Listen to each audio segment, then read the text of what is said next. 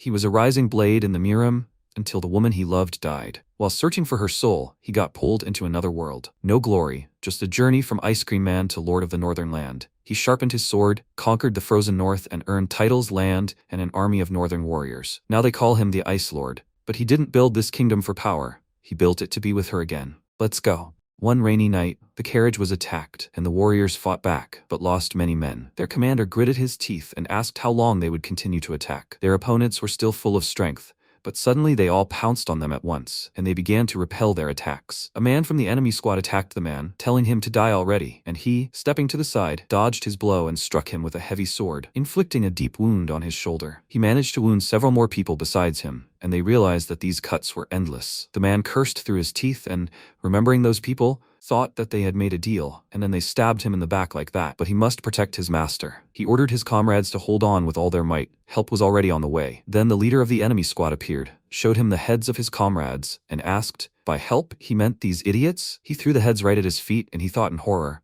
were their reinforcements destroyed? He looked up at the banner on the enemy's clothes and nervously wondered who he was. It was the leader of the Murim Alliance, the first sword that pierces the sky. Dan Chunhak. He surveyed the battlefield and noted that the strength of the ice pavilion was truly formidable. They were able to resist them. The man chuckled and said that he was surprised that he had the courage to be so self-confident. If he met the master himself, he would be in trouble. The alliance leader's subordinates immediately became angry and began threatening to cut out his tongue for such words, and at that moment, Hwine climbed out of the carriage and asked them to wait. Her loyal warrior worriedly pronounced her name, and she said that everything was fine and that he should not worry about her. Dan Chunhak ordered his warriors to retreat, and she approached him. Looking up at him, she called him father, and he said that not only had she been deceived by those monkeys, but she had also run away from home. He had never been so disgraced. He extended his hand to her and said that, however, everyone makes mistakes and can be forgiven. As her father, he would give her one last chance to return. She was smart, so she would understand what choice she must make. She looked worriedly at the exhausted warriors and asked if he would let them live if she returned. Her father remained silent, giving her a menacing look that immediately made her tremble. Tears welled up in her eyes and she asked him for forgiveness. She refused to leave with him. Dan Chunhak remained silent,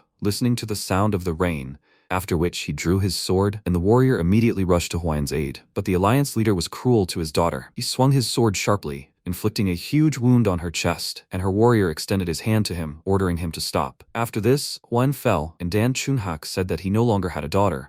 She had fallen under the influence of the orcs. Now their only mission was to reclaim the soul of the Central Plains. He ordered his warriors to restore order here, and they immediately rushed into battle. Hwine's subordinate swung his sword, killing 3 at once, and ordered the rest to fight to the end. Their swords clashed again in battle, and Hwine, lying on the cold ground among the dead, looked at the warriors and thought that she should return, but she remembered her lover and apologized to him for not being able to keep her promise. She would definitely return next time. Soon, thunder rumbled over the palace of the Northern Sea, and the master of the palace, Sol Mudok, received grim news. The members of the Ice Pavilion, including Lord Bai Muyu, who had sent a messenger to negotiate with the Martial Alliance, clashed with the Murim Alliance and were annihilated. Mudok's icy energy immediately flared, spreading throughout the palace. He rose from his chair and furiously declared that this was unforgivable. He would never forgive them for this. He would wipe every single one of them from the face of the earth. He ordered his warriors to prepare. They were heading for the Central Plains. Immediately after, they set out. Amid the snow-capped mountains stood the palace. Their destination was there. Dan Chunhak, who had fought all night, sighed heavily and looked back at his dead warriors, wondering if they had been destroyed. His profound strength was exhausted. Was this really the end? He looked up at the Lord of the Northern Sea and told him to just kill him already. But first, he wanted to ask him one question. He approached him and asked in a rage, why did he kill her? For what sins? The man laughed and asked, he still didn't understand. The leader's daughter loved a barbarian like him. Wouldn't it be a big mistake to let her live? Mudok remained silent. After receiving the answer, he extended his hand towards him, and he said with a smirk that he could take over Jiangnan, but he would not get what he wanted most. After these words, a beam of icy energy pierced his body, and he thought, is this how it will end? He remembered his daughter, how she grew up,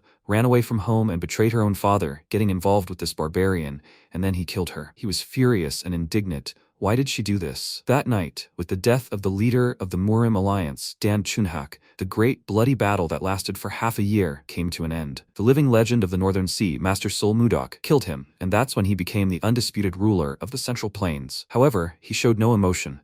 He simply quietly averted his gaze to the moon. Time passed, and in his ice palace, only the red flower he loved to look at remained. He remembered how the flower appeared here. That evening, he was sitting in his study and working, but then Huan suddenly ran into the room, joyfully calling him. She showed him a pot of flower and told him to look at it. Finally, the flower of love had bloomed. He looked at her in bewilderment and asked, "Is this the flower that blooms only when two people truly love each other?" She confirmed it, and with tears in her eyes, said that she never doubted her feelings, although she was so hurt that the flower of love did not bloom for a long time. But now the flower has bloomed, and it is so beautiful. It wasn't just her one-sided love, he sincerely loves her too. She burst into tears even more, and he hugged her, asking who else he could love if not her. She smiled widely in response. And now, looking at this flower, he thought that he was so grateful to her. He must fill the entire garden with flowers of love, for her sake. No matter how hard he tried, he could not forget her. He touched the flower, and something amazing happened. It bloomed again. Not understanding how this was possible, he called his subordinate Muyang and ordered him to find someone who could explain what had happened before his eyes. Let him find this person, even if he had to search the entire Central Plains. Muyang went to carry out his order,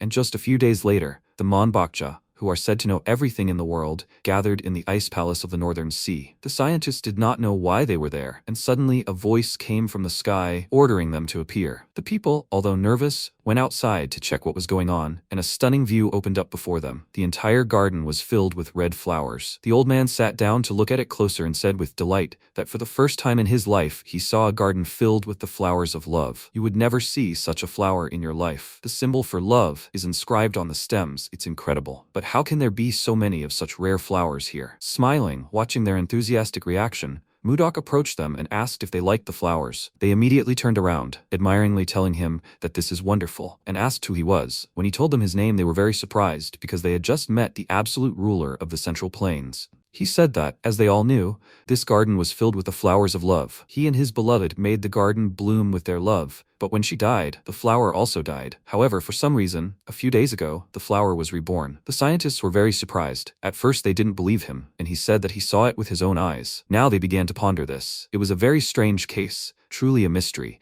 and one of the old men said that there was one possibility. Mudok immediately approached him and asked with a serious face what this possibility was. He became nervous and told him that there was the possibility of being reborn in a new body. In other words, reincarnation. It seemed that the deceased love of the palace master was reincarnated somewhere in this world. He exclaimed, "Is this true?" He answered him that if this is not so, then there is no other explanation for the flower of love to bloom again. He smiled and touched his chin in puzzlement, thinking, is this really reincarnation? He finally had hope. He managed to enter the Central Plains and unite the entire region, fulfilling the wish of the Northern Sea. But all that was left for him was emptiness. The Northern Sea is thriving, and his longing for Huan only grows. He lost her and found no meaning in living. He asked the old man to quickly explain how they could find her, and he said that, according to rumors, the love flower glows when two lovers are in the same place. When the master of the palace finds his beloved, the love flower will shine. Now that MC thought about it, he remembered that the love flower that Huan brought glowed. He didn't attach any significance to it at the time, but there must have been some secret to it. The old man said that it would be difficult for him to carry a living flower with him, so he suggests turning it into jewelry so that he could carry it with him. Mudok said that he would entrust everything to them then. They would go in line for 10 days, so let them finish by then. If everything goes well, he would reward each of them with 100 gold coins. The scientists were almost speechless from what they heard. They immediately set off to carry out the task, and MC entered the palace. He thought he would never see her again, but now he had hope again, and he would not abandon it. Wherever she was, even in hell, he would follow her, so let her wait for him. Many days passed, and all this time, the ship was moving from one point on the map to another. At the moment, Mudok was in the hold, looking at the map. The last thing they hadn't searched was Hainan. 3 years and 5 months had passed since he started looking for her, but having searched the entire central part of the country, he still couldn't find her. During all the time they were looking for Huan, he had gone from the transformation level to the profound level, and had experienced complete metamorphosis twice. Wyong, she must be here. He touched his necklace made from the flower of love and thought of his beloved, namely, the day she left for the negotiations. As soon as she told him about this, he slammed his fist on the table in anger and exclaimed that she didn't have to go. Why was she going there? She told him that her father had decided to take part in these negotiations, and if she went, he would definitely understand his intentions. He disagreed, saying it could be a trap, and she said that she wanted to trust her father at least this time and let him let her go. MC remained silent, thinking about it, but since she wanted it so much, he couldn't do anything and allowed her. But if she felt something was wrong, then she should leave there without hesitation. Wyan was very happy and took out a necklace from her pocket and asked him to accept it. It was a keepsake left to her by her late mother. She said that the necklace had the ability to return to the one who gave it. This necklace would always guide her back to him, so he shouldn't worry, she would never leave him. Now, remembering it, he sighed heavily and thought that he should have stopped her at all costs. Feeling the shaking, He woke up and heard shouts from the deck that they were caught in a storm. People began grabbing at everything and tying themselves with ropes to keep from falling overboard, and Mudok quickly dressed and went out on deck. The sudden storm seemed strange to him, and at that moment he noticed something large out of the corner of his eye. A huge wave towered over the starboard side. He immediately assumed a fighting stance and used a defensive chi technique, a 1,000-kilogram hammer. Thanks to this, he was able to stay on deck when the wave completely engulfed the ship, but the others had a hard time. People were scattered in all directions, falling off the ship. Seeing a little girl clinging to the railing and calling out for her mother who had fallen overboard, MC cursed and knew he had to do something about it. Using telekinesis, he gathered several planks around the ship and then threw them overboard, helping the people stay afloat. He looked back and thought that was enough for now, when an old man next to him looked up in horror and warned the others that another wave was approaching, this time much larger. The people were terrified. They could only hold on tight. Realizing the ship couldn't withstand it any longer, Mudok imbued his sword with the power of ice and began releasing the energy. The people felt the deck suddenly become colder, while MC prepared a technique to freeze the waves. But just as he was about to use it, his necklace suddenly began to glow. A bright golden beam of light shot into the sky, beginning to gather water around itself, thereby breaking the wave. Mudok's feet lifted off the deck, as if something had violently lifted him, and then the column of light disappeared along with a huge wave, leaving a bright flash amidst the clouds. The old man shielded his face from the bright light, unable to believe his eyes, and a second later, the clouds dispersed and the sea became calm. No one understood what had just happened. MC woke up in a cramped space, in some kind of carriage. He clutched his head and wondered what he was doing here. After all, he had just fought a storm. Suddenly, a scream rang out. He immediately got up to check where the sound was coming from, and saw several people running from huge flies and children hiding in the forest. The man and boy told them that they would save them, and at that moment a roar was heard behind them, and the carriage was cut in half. The man was terrified. It was a first-class carriage after all, and then Mudok emerged from a cloud of dust and said that he had probably ended up in a forest somewhere in the Central Plains. But something confused him. These were foreigners in front of him, which meant he was quite far away. Seeing a bunch of huge flies behind their backs, he was horrified. He had never seen anything like this in his domain before. One of the flies flew at him, and he dodged the blow by simply tilting his head to the side, then used a divine ice shot to freeze the insect. After that, the ice shattered into many pieces, killing the fly, and he asked how dare a simple creature attack a man just because it had grown in size. He could not forgive such a thing. He turned to the insects, then rushed forward and quickly froze every fly in the area, and when the ice exploded, he said that this was more than enough for such worthless bugs. The people were surprised. They probably had never seen anything like this before. After that, they approached him, and the man said something to him with a smile, but he didn't understand it. He bowed to him and said something else, but MC didn't even understand what language he was speaking. He thought about what he meant. It looked like gratitude, but he wasn't sure. He said, confused, that he didn't understand their foreign dialects. Is there anyone here who speaks the language of the Central Plains? They looked at him, puzzled, and shrugged, and he thought that maybe they didn't understand him. After that, the two men started discussing something, and Mudok asked if anyone among them knew the language of the Central Plains. While he was thinking about how to explain his words, an excited guy ran up to the man and said something to him, after which he handed over a ring. As soon as the man put it on his finger, the language interpretation spell was activated, and for some reason he took a very eccentric and dynamic pose. MC felt uneasy about this. After this, the man asked, does he now understand what he is saying? And indeed, he really did understand him. He noticed that he suddenly spoke the language of the Central Plains very well. Is that the power of this ring? The man laughed and confirmed it. It seems that this is the language of a place called the Central Plains. Now he will introduce himself to him again. His name is Edmund Roll, and he leads the Roll Merchant Guild. He called him a magic swordsman and thanked him for saving the members of his guild. What is his name? MC, puzzled, answered him that they did not know what a magic swordsman was, but his name was Seol Mudok. Edmund was slightly surprised that he did not know such a thing and explained to him that a magic swordsman is a person who uses a sword and magic together, just like him. But Mudok didn't even know what magic was, which made the man even more taken aback, and he thought, he just shot ice in front of their eyes and doesn't know what magic is? Where is he even from? He was thinking about how to explain this to him, and MC waved his hand in front of him, calling out to him, but he didn't pay attention to him, as he was deeply immersed in his thoughts. This started to irritate him. He threatened him with ice and exclaimed that he asked him a question. Can't he answer him faster? This scared him a lot. He immediately moved away from him and thought that he was definitely crazy. He just told him that he doesn't know what it is, so how is he going to explain it to him? What if that crazy guy starts acting up here? He nervously asked him to calm down and said that he would explain everything to him now. Late in the evening, The man finally finished explaining everything to him, and now, sitting by the fire, Mudok asked if something called magic really existed in this part of the Central Plains. The world was so big. Edmund sighed with relief, having finally managed to calm him down, and asked where this place called the Central Plains was. MC looked at him as if he were some kind of idiot, and asked if he'd come here without even knowing where it was. But the man genuinely didn't understand what he was talking about, and he explained to him that he was saying this because it was stupid to ask where the Central Plain was while in their lands. His words only made Edmund more convinced that he was crazy, and told him that this place wasn't the Central Plains, but a forest on the way to Barkhan, the capital of the Drake Kingdom. Of course, Mudok didn't believe him and began to attack him.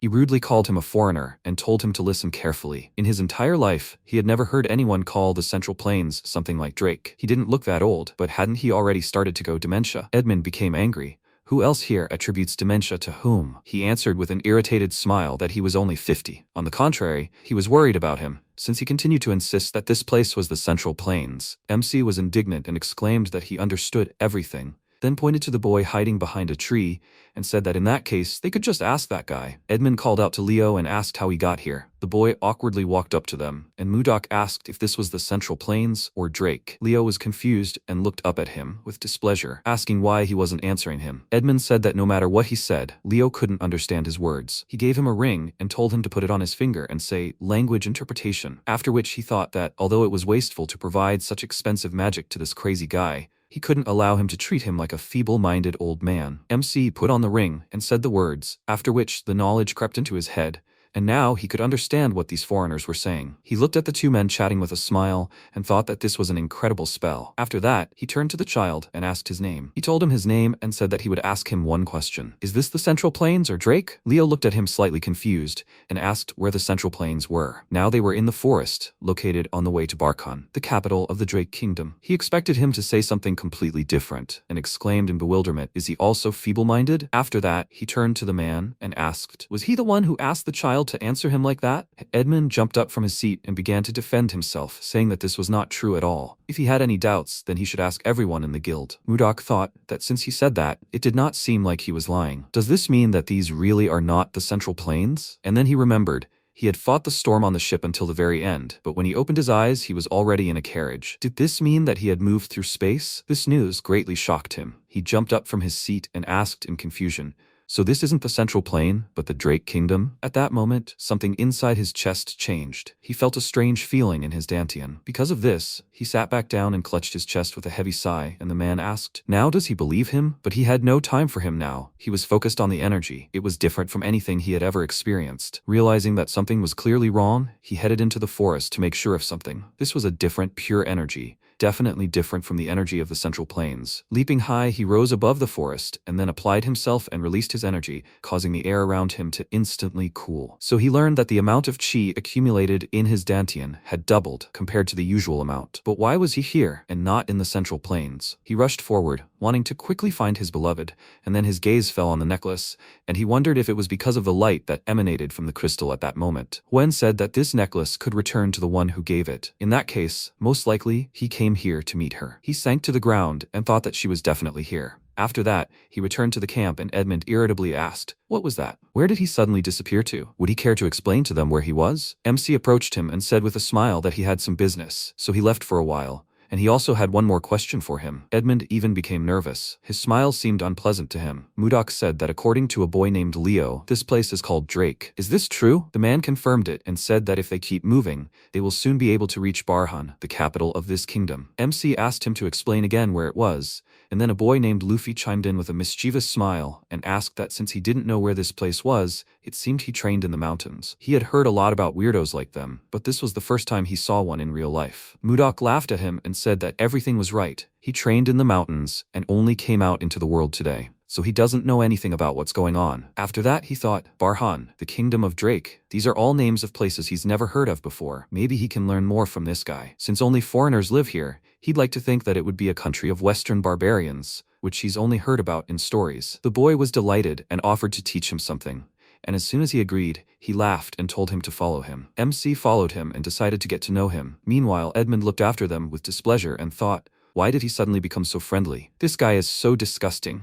He is too unpredictable a person. That night, Mudok began to study this place and the language they used from Luffy. He couldn't believe it, but it turned out that this wasn't even the country of the Western barbarians. It was a completely different world. The terrain looks strange, and the letters are different from those in the Central Plains. In this world, there are not only other races, such as elves and dwarves, but also similar races, such as beastmen, and the most powerful creatures in this world are dragons, which are winged lizards, or something like that. There is also some kind of warp magic. As Luffy explained to him, this magic can be used by wizards of the 5th circle and above. To do this, you need to draw a round magic circle on the floor and say the spell. After that, the magician can instantly travel wherever he wants. They say that the better the magician's abilities, the farther he can travel. In short, there are spells here that are completely impossible to understand. Now he wonders how many more such amazing things are in this world. While Luffy was enthusiastically explaining something to him, he looked at the sky and saw something that amazed him. There were as many as 3 moons. He smiled nervously and thought that now he should definitely admit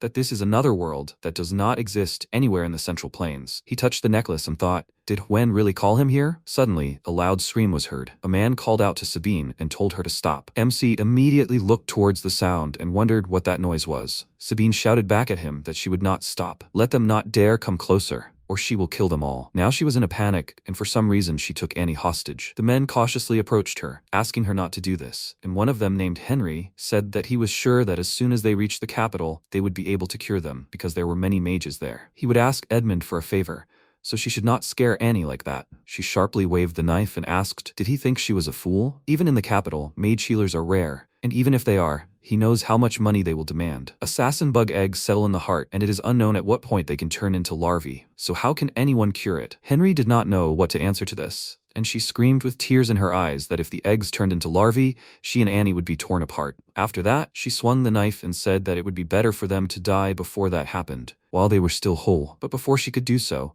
Mudok ordered her to stop and said that he roughly understood the situation. Using telekinesis, he snatched the knife from her hands and said that he would heal them, so there was no need for a weapon. Sabine looked at him in surprise because she hadn't noticed how he had appeared there at all, and he asked them to sit down. The treatment was urgent. Edmund asked if he knew how to use healing magic. He answered that he didn't understand magic. He just knew a little about the healing methods of the place where he lived. So first of all, they needed to calm down. The men were glad that they had hope, after which Edmund grabbed Mudok's hand and asked him to save the children. He can't give him a gift because he has nothing, but he will do everything in his power to help him. He pulled away from him irritably and said that he was going to do it for free. He will start the treatment now, so let them step back a little. Edmund immediately pushed everyone aside, and MC approached the girls and told them not to be too nervous. It won't take long. He went behind them, and when they sat down, he asked them to close their eyes and relax. They did everything as he said, after which he also sat down and touched their backs with his palms. It was said that insect eggs are located near the heart, and he decided to check if this was true. After that,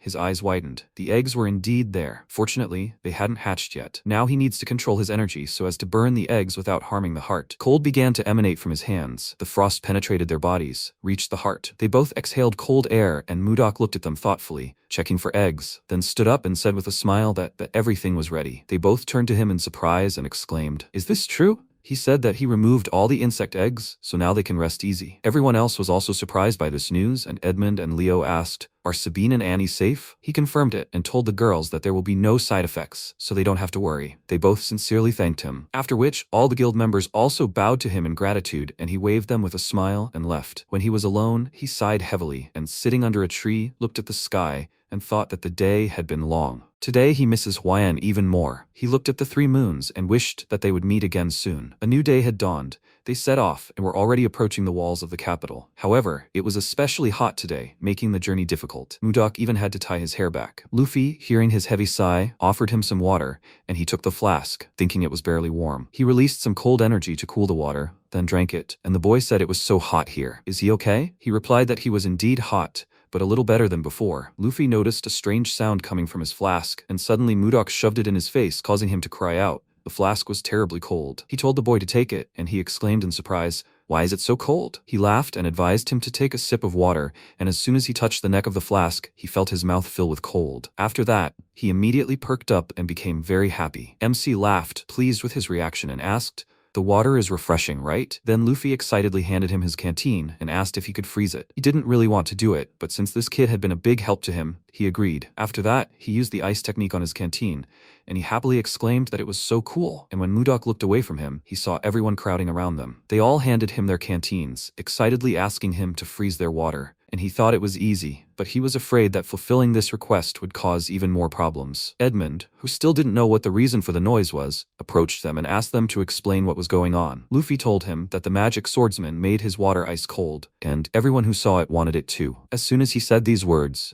Edmund called out to the magical swordsman enticingly, and he asked suspiciously what was the matter. After that, the man knelt in front of him and handed him his flask, asking if he could make his water cold. MC stared at him in shock, then sighed heavily and agreed to do so. While he should be away from the guild and exploring this place, they helped him solve the main problem, the language barrier, so he could cool their water. Edmund thanked him, and as soon as he took the first sip, he felt a strange taste. He inquired how he produced this ice, and he asked if there were any problems. Not at all. The man exclaimed with delight that it was incredibly delicious. He had tried all the types of ice sold on the continent, but this was the first time he had tasted such delicious. This is truly a completely different level. This ice cannot even be compared to any other. It is truly delicious. Mudok, confused, told him that he simply froze water, and now he was saying it tasted different. What did he mean? He explained that ice creation typically utilizes the cold properties of mana in the air to either freeze water directly or collect moisture from the atmosphere. During this process, mana impurities are added to the ice, and these impurities determine the ice's flavor. However, since every wizard has a different affinity for mana, few can make pure ice, but his ice was incredibly pure, which is why it tasted so good.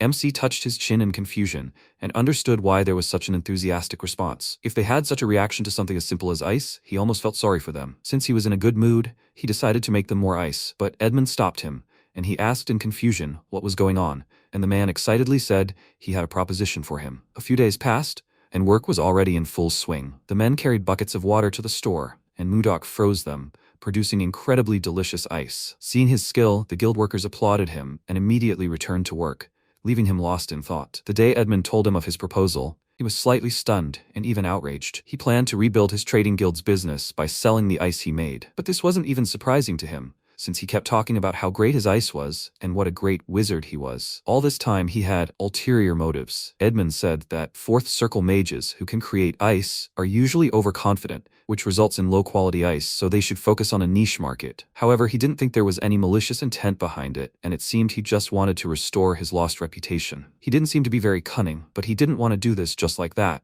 so he decided to bargain. He said that since he was making the ice, and they were just going to sell it, he would take 70% of the proceeds, and they would take 30%. Edmund was a little taken aback at first and weighed everything carefully. The ice would sell very well, so it was a good offer, but he could try to bargain further. He said that in order to sell the ice, he would have to hire not only a van to transport the ice, but also workers to pull the van and a magician to make sure the ice didn't melt. In short, he would need a fairly large investment, so let him make at least some concessions. MC immediately agreed and offered to split the proceeds 60-40, which shocked the man. It had been too easy for him. After that, he immediately offered him a contract, and that's how Mudok ended up here. He agreed to the deal simply because he thought it was a good place to explore the world, but things were going better than he expected. While they were working, Henry suddenly ran into the store and told the boss that he should go out for a while. They were curious about his out-of-breath appearance when he came outside. He saw a bunch of people who came for ice. He asked them to form a line, but they didn't even try to listen to him and kept making noise. Then the MC ordered them all to be quiet. His voice sounded right in their heads. He left the store and asked them all to remain quiet in the store.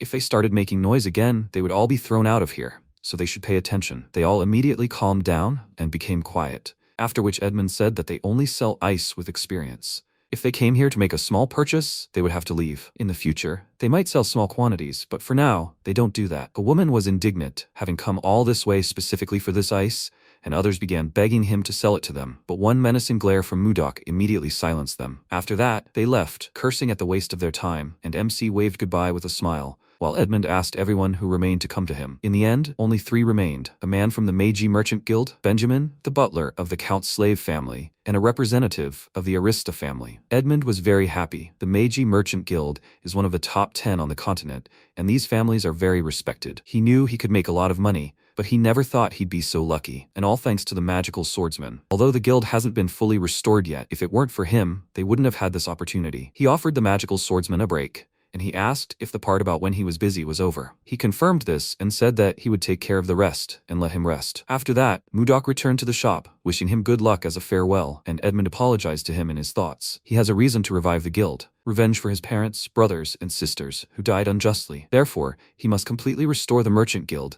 and use it to take revenge on Duke Icarus for destroying them with the help of the Akas Guild. And until this happens, he will not stop. Therefore, he hopes that the magical swordsman will cooperate with him until then, and if he succeeds, he will definitely repay him. Meanwhile, MC returned to his room and immediately lay down on the bed. He sighed heavily and thought that he was so tired. Since things are going well and his money is only increasing, he should start gathering information about Huen. He was distracted from his thoughts by a knock on the door. It was Sabine. He smiled, glad that they brought him food, and allowed her to enter. Sabine entered the room holding a bowl of ice cream, his favorite snack lately. It is a dish made by mixing ice and fruit, and it was accidentally invented by a girl named Sabine, whom he recently met. He thanked her for the treat and said that he would enjoy eating, after which she smiled and left, wishing him bon appetit. He tasted the ice cream in anticipation, and as soon as the cold mass touched his tongue, he immediately felt bliss. Cold, sweet, and juicy. He never imagined such a taste could exist when he was still in the North Sea. He heard that the Roll Trading Guild is popular for this ice cream, and he can understand that. While he was thinking about this, he ate everything without even noticing and decided to go get more. Of course, it was a hassle for him to go get food himself, but it couldn't be helped since everyone was busy. He left the store and immediately heard a noise. Some kind of conflict arose. Sabine asked customers not to do that and just get in line. And then one of them, a guy with a nasty grin, asked how dare she give orders to them. Aristocrats? Looking at them, Mudok immediately realized that they were some kind of idiots. That guy's friend Samuel said she didn't seem to know who they were. She should stop whining and get them some ice cream. His friend pointed at her and said that they heard rumors and decided to stop by, so she should be prepared for the consequences if the ice turned out to be bad. She told him that the Royal Merchant Guild doesn't sell ice cream to hooligans. And then the guy exclaimed in irritation, "She dares to tell an aristocrat to stand in line with commoners? They already feel uncomfortable being in the same place with them, and now she wants them to stand next to them. It looks like she's dreaming of death." MC continued to watch them, and she confidently told the guy that the ice cream she made isn't something you can eat first just because you're an aristocrat. He was angry that she dared to contradict him, and she thought that if something went wrong, the swordsman would save her. Plucking up her courage, she told him in response that this was absolutely outrageous. She was just explaining the rules. Samuel became very angry. He drew his sword and exclaimed that she really wanted to die. But even so, she wasn't afraid. He clenched his teeth in rage, and then his friend Justin put his hand on his shoulder and told him not to act rashly. Did he want to humiliate them? He immediately apologized to him. And then Justin himself approached Sabine and said that they came to eat ice cream. She immediately noticed his cold gaze, which made her feel like her heart had frozen. She became very nervous. He said that he didn't like to wait, so she should hurry up and bring it to him. His gaze penetrated her, making her tremble with fear, and then she gave in and asked him to wait a little. At that moment, Edmund jumped out of the store. He called out to her discontentedly and approached them, saying that in the Roll Trading Guild, they do not sell ice cream to hooligans. Had she forgotten about that? She immediately pulled herself together and apologized to him, while Mudok thought that there must be something between them, since he was reacting so violently. Edmund furiously asked them to leave the place immediately. Further failure to comply with the aforementioned guild rules was unacceptable. The guys were very indignant and took this as an insult, so he said that they were wrong. The reason he was not selling them ice cream was not only because they barged in ahead of time. The guys exchanged glances, and Justin asked what the reason was. He responded by telling him to ask Duke Icarus himself, and his workers became nervous and began whispering about it. Justin asked how he knew his father, but he only remained silent. Then he looked at him more closely and noticed something familiar about him, namely his eyes. A smirk immediately appeared on his face, which he quickly covered with his hand, and said that now he understood everything. He was from the fallen guild Roll. A wide smile immediately appeared on his face, which made his friends very nervous, because they knew that he only smiled like that when he was angry. Justin pulled his sword from its sheath and said that insulting a nobleman is punishable by death, after which he pounced on poor Edmund and he closed his eyes, thinking that he can't even avenge his family. He is so angry. Luckily, Justin was unable to hit him. MC stopped his sword with his bare hand and then swung it, throwing the boy away. Justin became very angry after this and shouted, "How dare he do this? Is he so desperately dreaming of death?" He sighed tiredly and thought that he came here to eat another ice cream, and this is the situation he found himself in. They simply told the misbehaving customer that they wouldn't sell him any ice cream, and now he's trying to kill them. It's just ridiculous. He told the kids they had no manners. He'd take this opportunity to teach them a lesson. Justin, of course, was still arrogant and called him a jerk, then imbued his sword with mana and charged at him, shouting that they were all going to die. As soon as he swung the sword, there was a loud crash and dust rose around them. Approaching Mudok, he raised the sword above his head, then began swinging it wildly, trying to hit him, but he just continued to dodge with a smile, mockingly saying that he was so scared. At such a young age and such good stats, but the problem is, no matter how much he swung the sword, he couldn't reach it. Since ancient times, righteousness has been followed by reason, which created harmony. If this action shows aristocrats, then it seems aristocrats have no principles. But he is not such a narrow-minded person, so today he will personally clean up his manners. Justin was very annoyed. He still couldn't hit him and exclaimed, "How dare he talk about aristocrats like that?" MC moved behind him and said that it doesn't matter what he says, only discipline is needed to learn respect. This moment reminded him of the Central Plains. He forgot how the world works because of his affection for Huan. After all, the truth is, the strongest survive. He slashed with his middle finger, releasing a small projectile of formless chi, and it pierced his wrist. He felt intense pain. Justin gritted his teeth. Now he could no longer hold the sword. Immediately after that, he fell to his knees and clutched his wound, screaming in pain. But besides the wounded wrist, there was also a wild frost burning his skin. Mudok gave him a displeased look, and then Edmund approached him and exclaimed, "What was that?" He ignored him and headed towards the boys. Justin's loyal friends immediately stood up for him and began threatening him, telling him not to come closer. But he didn't care about the childish threats.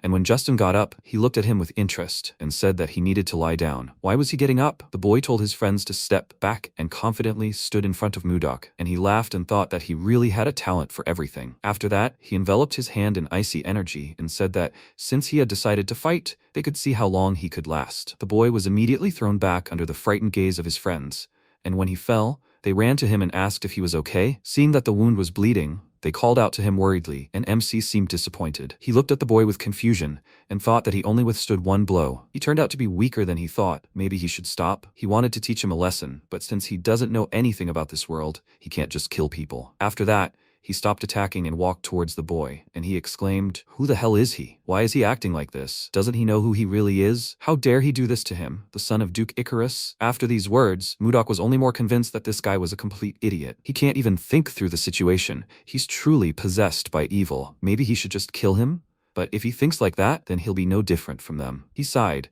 trying to calm down, and then the boy's friends started to attack him. He quickly looked around, and a stick caught his attention. He pulled it toward himself with a wicked grin using telekinesis, which surprised Justin, and his friends asked, "What? A magic swordsman?" After that, MC walked menacingly toward them, imbuing the club with ice energy, which made Justin nervous, and when he took another step, he became very scared and asked him not to come near him. But he didn't listen to him. He enjoyed the idea of taunting them. His shadow loomed menacingly over them, and he swung his club, saying that for guys like them, this was the best medicine. After that, he began beating them so that they would remember this lesson well, and enjoyed the spectacle and their screams. Closer to night, he finally finished. The beaten guys knelt before him and apologized, saying that they were wrong and would not do it again. He threateningly hit the ground with his club and asked what they said. He heard nothing. Justin nervously clenched his teeth and thought that he would definitely kill them. He would chop off their heads and stomp on them for a long time if they did not say it. After that, he loudly declared that he was wrong, and he would never repeat the mistake he made today. Mudok laughed and thought that this was expected. A club works well anywhere. Finally, he told them to be more careful from now on, and Edmund almost burst into tears of gratitude. A new day dawned, and the esteemed lords and the king gathered for a council. Count Cotton's slave reported that a report had arrived from a subordinate he had sent from the Kingdom of Serbia several days earlier. King Tomilov III gave him the floor, and he said that his subordinate reported that the Kingdom of Serbia had managed to reclaim the Blackstone region in the north, which had previously been infertile. Furthermore, there were rumors that the Kingdom of Hazen was planning to develop the territory beyond the Sahara Desert. Duke Sergio von Icarus added that he had also heard that it was too dangerous for people to live on the other side of the desert due to the many monsters that inhabited it. Was the kingdom taking any measures? Count Slave replied that he was unsure, but he suspected that they might want to lure Inos over to their side. As soon as he mentioned this name, the king immediately became agitated, and Count Crash asked, "Is this true?" Slave confirmed it, and Baron Arista asked anxiously, "Is he talking about Inos, one of the 10 sword masters on the continent?" The king said anxiously that he had heard that he always refused despite the money offered to him, and that he wandered around the continent without stopping anywhere. Why did such a man go to Hazen? Crash asked, "If not for money, then for what? Maybe he has a lover?" The king thought about his words and noted that this was quite possible. Because of this, the lords became agitated and began to ask who this woman was whom he loved. Count Slave said that everyone knew her. She was the younger sister of the current king of Hazen, Laird II, Daphrin. One of the lords asked, "So does this mean that he gave away his precious younger sister?" It seems the Snake King is slowly beginning to act. Tomilov said that if this was true, then the kingdom of Hyan now had 2 swordmasters. Slave agreed with him and noted that now, after all their failed attempts, they would try to expand their territory, secured back during the time of Laird II. The king thought that in the east, the desert nation of Hyzan was expanding its territory, while in the south, the trading nation of Serbia was reclaiming land. Furthermore, the Empire of Ziva, located across the sea to the west, was also expanding its territory, so they couldn't just sit still. He looked up at the lords and asked if they had any ideas, and Duke Icarus said he thought it would be a good idea for them to expand their territory. The king said there were no places they could expand here, and then an idea occurred to him. He looked at the duke in surprise and asked if he really meant the other side of the Lazar Mountains, the one to the north. He confirmed this and said they had no other choice. The king thought, the northern lands are difficult to develop. Even if they are captured, this part of the world is useless because of the ice covering it. That's why everyone is reluctant to advance north. It means being ultimately ousted from the struggle for power over the continent. Sooner or later, someone will be sent north to resolve the issue of territorial expansion. He glanced at Count Slave, who nodded, and after that, he suggested that the lords finish today's meeting and meet again. Sergio noticed how they exchanged glances and immediately realized that the Count and His Majesty were hiding something. After that, the king and his loyal subject went to a place without prying eyes and ears to thoroughly discuss everything. Tomailov glanced at the Count with concern and asked if he had made any mistakes lately. He answered that nothing of the sort had happened, and he said that then the Duke was acting selfishly again. For the past 10 years, he has been sending everyone who stood against him to the north. Cotton said it was all his fault, and he sighed with concern, asking him not to say that. He was the only one of his subordinates he could trust. The Count bowed his head in gratitude, and the king said, in any case, that's the way it is. He heard that there is ice cream in the capital now. Does he know anything about it? Cotton immediately became interested and asked if he was talking about the lollipops of the Roll Trading Guild. The king did not understand what he was talking about, and he explained to him that the lollipops were called that because they tasted so sweet, unlike other types of ice cream. Tomalov asked him how long the guild store had been open, and he thoughtfully replied that he had heard that it had been quite a long time. Realizing that His Majesty wanted to enjoy the lollipops, he said that he would soon have to go to bed. Would he like to stop by Roll before it was time? Tomalov laughed and said that was expected of him. He really knew what he needed. The Count smiled and replied that for someone assisting His Majesty, it was only natural. The king immediately perked up and asked when he planned to drop in on them unexpectedly. Meanwhile, Mudok was eating ice cream as usual, but suddenly children came to him asking to be taught magic. He looked at them, stunned, and Sabine apologized for coming so suddenly. They knew it was impolite, and they also knew perfectly well that not everyone could learn magic, but they had to do it. Annie worriedly said that if something dangerous happened to the guild, like last time, it would be very useful. She would really study hard, so let him teach her magic. MC put down his ice cream and said that he was proud of their intentions, but as he had already said, he was not a wizard. He used something else. Luffy asked with a smile, "Is this martial arts?" He remembered because he had told him earlier. He smiled and remarked that he remembered everything perfectly. Then he showed them his ice energy and said that what he uses is not magic, but martial arts. It's called Divine Ice Shot. He can't teach them magic that he doesn't even know. Leo shyly asked, "Can they learn martial arts then?" Mudok objected, but the children didn't listen and happily said that they also wanted to learn martial arts. They again began to pester him with requests to teach it, and MC saw honest eyes in everyone, in which there was determination to achieve their goals. It was as if he was remembering his childhood. With the same shining eyes, he asked his teacher to show him martial arts. He felt a little awkward teaching someone at a time when he needed to find Huen as soon as possible, but these children wanted to protect someone. Moreover, weren't these the children who had helped him, the one who knew nothing, little by little? According to the rules, he couldn't just teach them the martial art of the North Sea, but that was another world. Sabine distracted him from his thoughts by asking him about it again, and he said that he would think about it, so let them come tomorrow at the same time, then he would give them his answer. They were very happy, and the boys asked, was he really going to teach them? They would never forget his grace until they died. They took his words completely the wrong way. He jumped out of bed and exclaimed that he hadn't said that he would teach them, but they no longer heard him, and happily headed towards the exit of his room. Having wished him good night, they left him, and he sighed heavily, thinking, how could everything have turned out like this? But everything will work out somehow. Taking some ice cream, he opened the window and thought that he was the same when he was little. The teacher must have had a hard time with him. These children are so restless. And then he heard the clang of iron from the forest, especially at such a late hour. Apparently, he won't get any rest today. Meanwhile, in the forest, Count Slave was sword-fighting the assassins who attacked the king. Having wounded one of them, he caught his breath and wondered if he could hold out until reinforcements arrived. He didn't expect to be attacked when they were just out for ice cream. Hearing a strange crackling sound behind him, he immediately turned around and saw several fireballs cast by a mage, one of the attackers. He aimed a spell straight at them. Count Slave stood firm, protecting the king, and as the fireballs approached, he gritted his teeth and braced himself for impact. There was an explosion, and Tomilov worriedly called out to his loyal subject, then ran to him to check on his condition. Fortunately, he was alive. Cotton told him everything was fine, and he exclaimed that his arm was hurt. The count cut him off and asked him to forgive his rudeness, but it was urgent, and he told him not to worry. Cotton looked at the enemy and thought there was a wizard there. He hadn't thought of him because of the similarity in their clothing. He ordered the warriors not to hesitate to regroup and attack again, and the assassins did the same, then rushed into battle, shouting that they would wring the neck of this noble cur. The count concentrated, then lunged forward, killing the assassin, and the other two jumped aside, dodging the blow. Immediately after, they turned and headed towards him, intending to attack him from behind, but before they could strike, he turned and parried. His sword clashed with the blade of another assassin, and he exclaimed, "Whose destiny told him to come here?" He replied that they would soon die anyway, so they were unlikely to find out. Slave looked behind him. His remaining warriors and the king were there. Just now, thanks to magic, the enemy's number had increased significantly. These guys have absolutely no intention of leaving them alive, and if they lose, it will be the end. But for the sake of the kingdom, they must protect his majesty at any cost. He turned his gaze to the mage and, noticing that he had raised his hands, thought, was another magical attack? He warned his subordinates about this and told them to gather together and protect his majesty. But it was too late. The spell was already prepared. Luckily, Mudok arrived in time to help. The mage's body was suddenly pierced by a sharp piece of ice, and the captain of the assassins, Morian, turned around, not understanding what was going on. The count and the king were also perplexed. Morian looked up at the place where the piece of ice was released, and MC smirked, noticing that it looked like he was caught.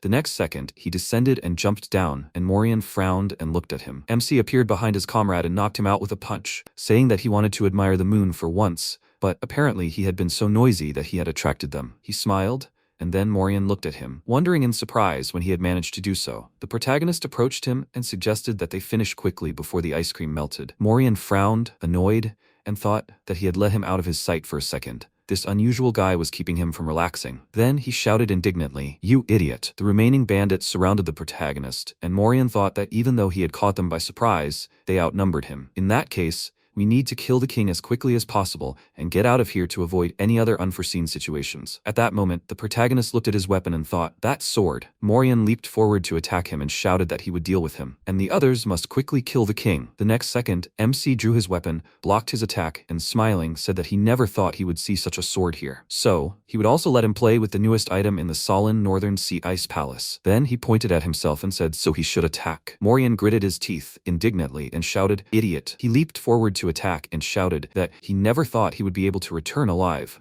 The protagonist smiled and replied, "All right, is that how he attacks?" The next second, he blocked his attack with his sword. He frowned slightly, and then Morian swung another weapon and released energy forward, but the protagonist easily dodged it. After that, Morian spun the weapon in his hands and, taking it from behind his back, delivered a cross-shaped strike in front of himself, shouting, "Oh, he's a rat." The next second, the protagonist easily dodged it and delivered his own blow. Then they continued to strike each other, as well as block the enemy's attacks. At some point, MC knocked the weapon out of Morian's hands, and then put his hand to his face and slammed his head into the ground. The next second, it started raining, and Tomilov asked in surprise, "Cotton, what's going on there?" He held his hand out in front of him and replied, "Your Majesty, he needs to take a step back." He looked at him in surprise and then shouted, "He is the hope of the kingdom, Cotton." Then he wondered, "What the?" At that moment, several bandits shouted in alarm, "Captain Morian, that guy is a swordmaster." And the protagonist looked at them and said, "Those damn idiots, if it weren't for them." He waved his weapon, and they shouted in surprise, "What?" The MC added irritably, "It's all because of them. His ice cream melted in the rain because of them." The bandits looked at each other in surprise, surprised by the word ice cream. Then the protagonist clenched his teeth and shouted in irritation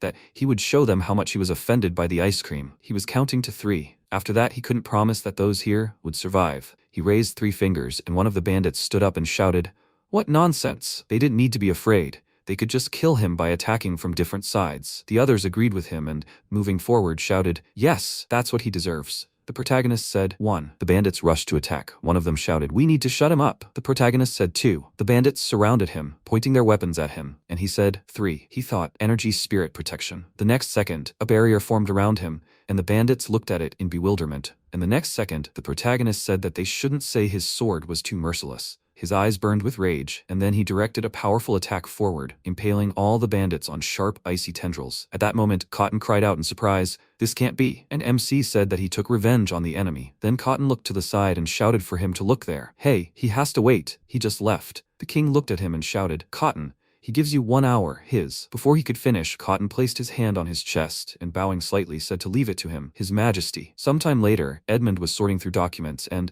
looking ahead in surprise, asked, "Are they learning magic?" Dean answered decisively, "That's right, they are learning." He said magic isn't something you can learn on your own. Then he folded his hands in front of him and asked, "Does Mr. Magic Swordsman himself teach the children?" Dean closed his eyes and waved his hand, noting that it was true. He, like most members of the Merchant Guild family, wanted to learn magic, so why only 4 children? Then he looked in surprise at Edmund, who lowered his gaze and said, "That's right, he thought it was hard enough for them, because he had a lot of work." There were many people in the world who wanted to learn magic, but very few could truly learn it. But the children were so lucky. Then he sat up and, placing his hands on the table, asked, "Where do the children learn magic?" He should show him the area. Dean sheepishly agreed, and Edmund laughed, thinking that the day their guild would take flight might come sooner than they thought. After a while, the protagonist leaned his back against a tree and, folding his arms across his chest, asked, "What kind of nonsense is this?" Edmund raised his hands to him and asked, "Why is he doing this?" He knew all about it. The protagonist turned away and said he didn't understand what he was talking about. He laughed and said he was told that he, Mr. Magic Swordsman, was teaching their children magic. The protagonist closed his eyes and thought, is this what the guild people were gossiping about? Then Edmund, tears streaming down his face, said that he was sincerely grateful, but he didn't know how to repay him for this favor. Then Henry approached them and apologized, and Edmund looked at him in surprise and asked, "What's wrong?" He replied that a guest had come to see Mr. Swordsman. He was surprised. A guest? At that moment, Elliot approached them and said, "Magic Swordsman," with tears in his eyes. MC thought, that man. He turned away from him and told him to go away, but he fell to his knees and shouted, "No, please, he must spare him, Chamberlain. His Majesty said that if he can't bring him today, he will take everything himself." He grabbed the protagonist by the leg and he looked at him indignantly and shouted, "What business is it of his?" At that moment, Edmund put his hand to his face and thought, "Chamberlain? His Majesty? Then really His Majesty." At that moment, Elliot, continuing to hold the protagonist's leg, begged, "Please, if he pities him, he must not refuse His Majesty's invitation today." Then MC waved his leg and said, "Come on, this isn't the first or second day he's been coming here and bothering people." He walked forward and said, "Stop sweating in vain. He must go back." Elliot desperately reached out to him and shouted, "Swordsman." The protagonist added, "Oh, by the way, maybe he doesn't know if this holds the key to solving the Huen story, but these things fit together." He then looked at the pendant in his hand and remembered how he'd shouted that he didn't want to. William sat across from him and wanted to object, but the protagonist added, "In just 3 years, they've captured the entire region north of the river, and soon, the Central Plains will join them too. What kind of negotiations can they possibly conduct with these cunning Murim masters?" William reached for his drink and said that there are times when one needs to show one's strength and times when one doesn't. He thinks now is the time to show that the Ice Palace in the Northern Sea suppresses its rivals with more than just force. MC thought for a moment, and William added, "Of course, even if this doesn't work, they'll have to demonstrate their strength again. Then he'll take the initiative." Then the protagonist looked at him and said that he understood, and then they'll go according to his plan. He said, "Your Majesty." The protagonist took a sip of his drink and added, "But if they don't cooperate, they'll attack them again." William smiled and noticed that there was something to it. The protagonist thought that on the way to the negotiations, he met the woman of his destiny, Huen. He remembered her happy smile and thought that that day was the best day of his life. He laughed slightly and thought that he should just think about Huen. There's no need to worry too much about such things, but he thinks he should come up with a plan. After a while, Luffy raised his hand and said, "Master." MC thought there are many ways, so he thinks he should think it over calmly. After a while, Tomalov sat at the table and said, and indeed he refused again. Elliot bowed before him and asked for forgiveness. The king said that the more he thought about it, the more he realized how bad he was. He was going to thank him for saving his life. And then Elliot looked up at him and said he'd be back tomorrow. Absolutely. But he waved his hand and said, "Okay." How many times had he promised him that already? At that moment, a voice came from behind the door. "Your Highness, it's Princess Eskold," he said. "Let her come in, and he can go." Elliot burst into tears again and agreed with him. After that, he passed by the princess, and she looked at him in surprise. Then Tomalov said, "She must come in quickly, Eskold." She bowed, holding the hem of her dress, and then said, "Father." The chamberlain has a very displeased expression. "Is something wrong?" He looked at her thoughtfully and said, "That's what I'm talking about." A few seconds later, she was sitting with him at the table and, covering her mouth with her hands in surprise, shouted, "What?" She grabbed his hands and asked, "Is he all right, father? Is he hurt anywhere?" He laughed lightly and, taking her hands, said, "Everything is fine. He's here now. She shouldn't worry so much." She sighed and asked, "But why did that warrior refuse the invitation?" He closed his eyes and said, "That's what he's talking about. He's a capable young man. He wants him by his side. but he just won't respond to his requests. Eskald said, from his words, it sounds like he really is a wonderful person. In response, the king nodded and remarked that he really is wonderful. Did she know that the ice cream the Roll Guild has been making lately has become a hit? She replied, yes, she'd already tried it once. He said that the Roll Wizard who creates it is the one who saved him. She was surprised, right? He sighed and replied, that's right, knowing that makes him want it even more. She said, is that so? I see. After some time, she tasted the ice cream and thought that she couldn't forget the feelings she experienced the first time she tasted it. But the wizard who created it is the very person her father is looking for. What kind of person is he? She looked out the window, noticing children enjoying ice cream, and thought, maybe this time she should try to meet him herself? After some time, the protagonist watched the children training. He thought it had only been 2 weeks since he started training them, but they could already emit energy. Well, that made sense, since the energy concentration here was much higher than in the Central Plains. Then he clapped his hands and said, that's enough, guys. Now that they can control their mana well, they should move on to the next step. They looked at him happily and shouted, yes. At that moment, Elliot appeared from behind a tree and, apologizing,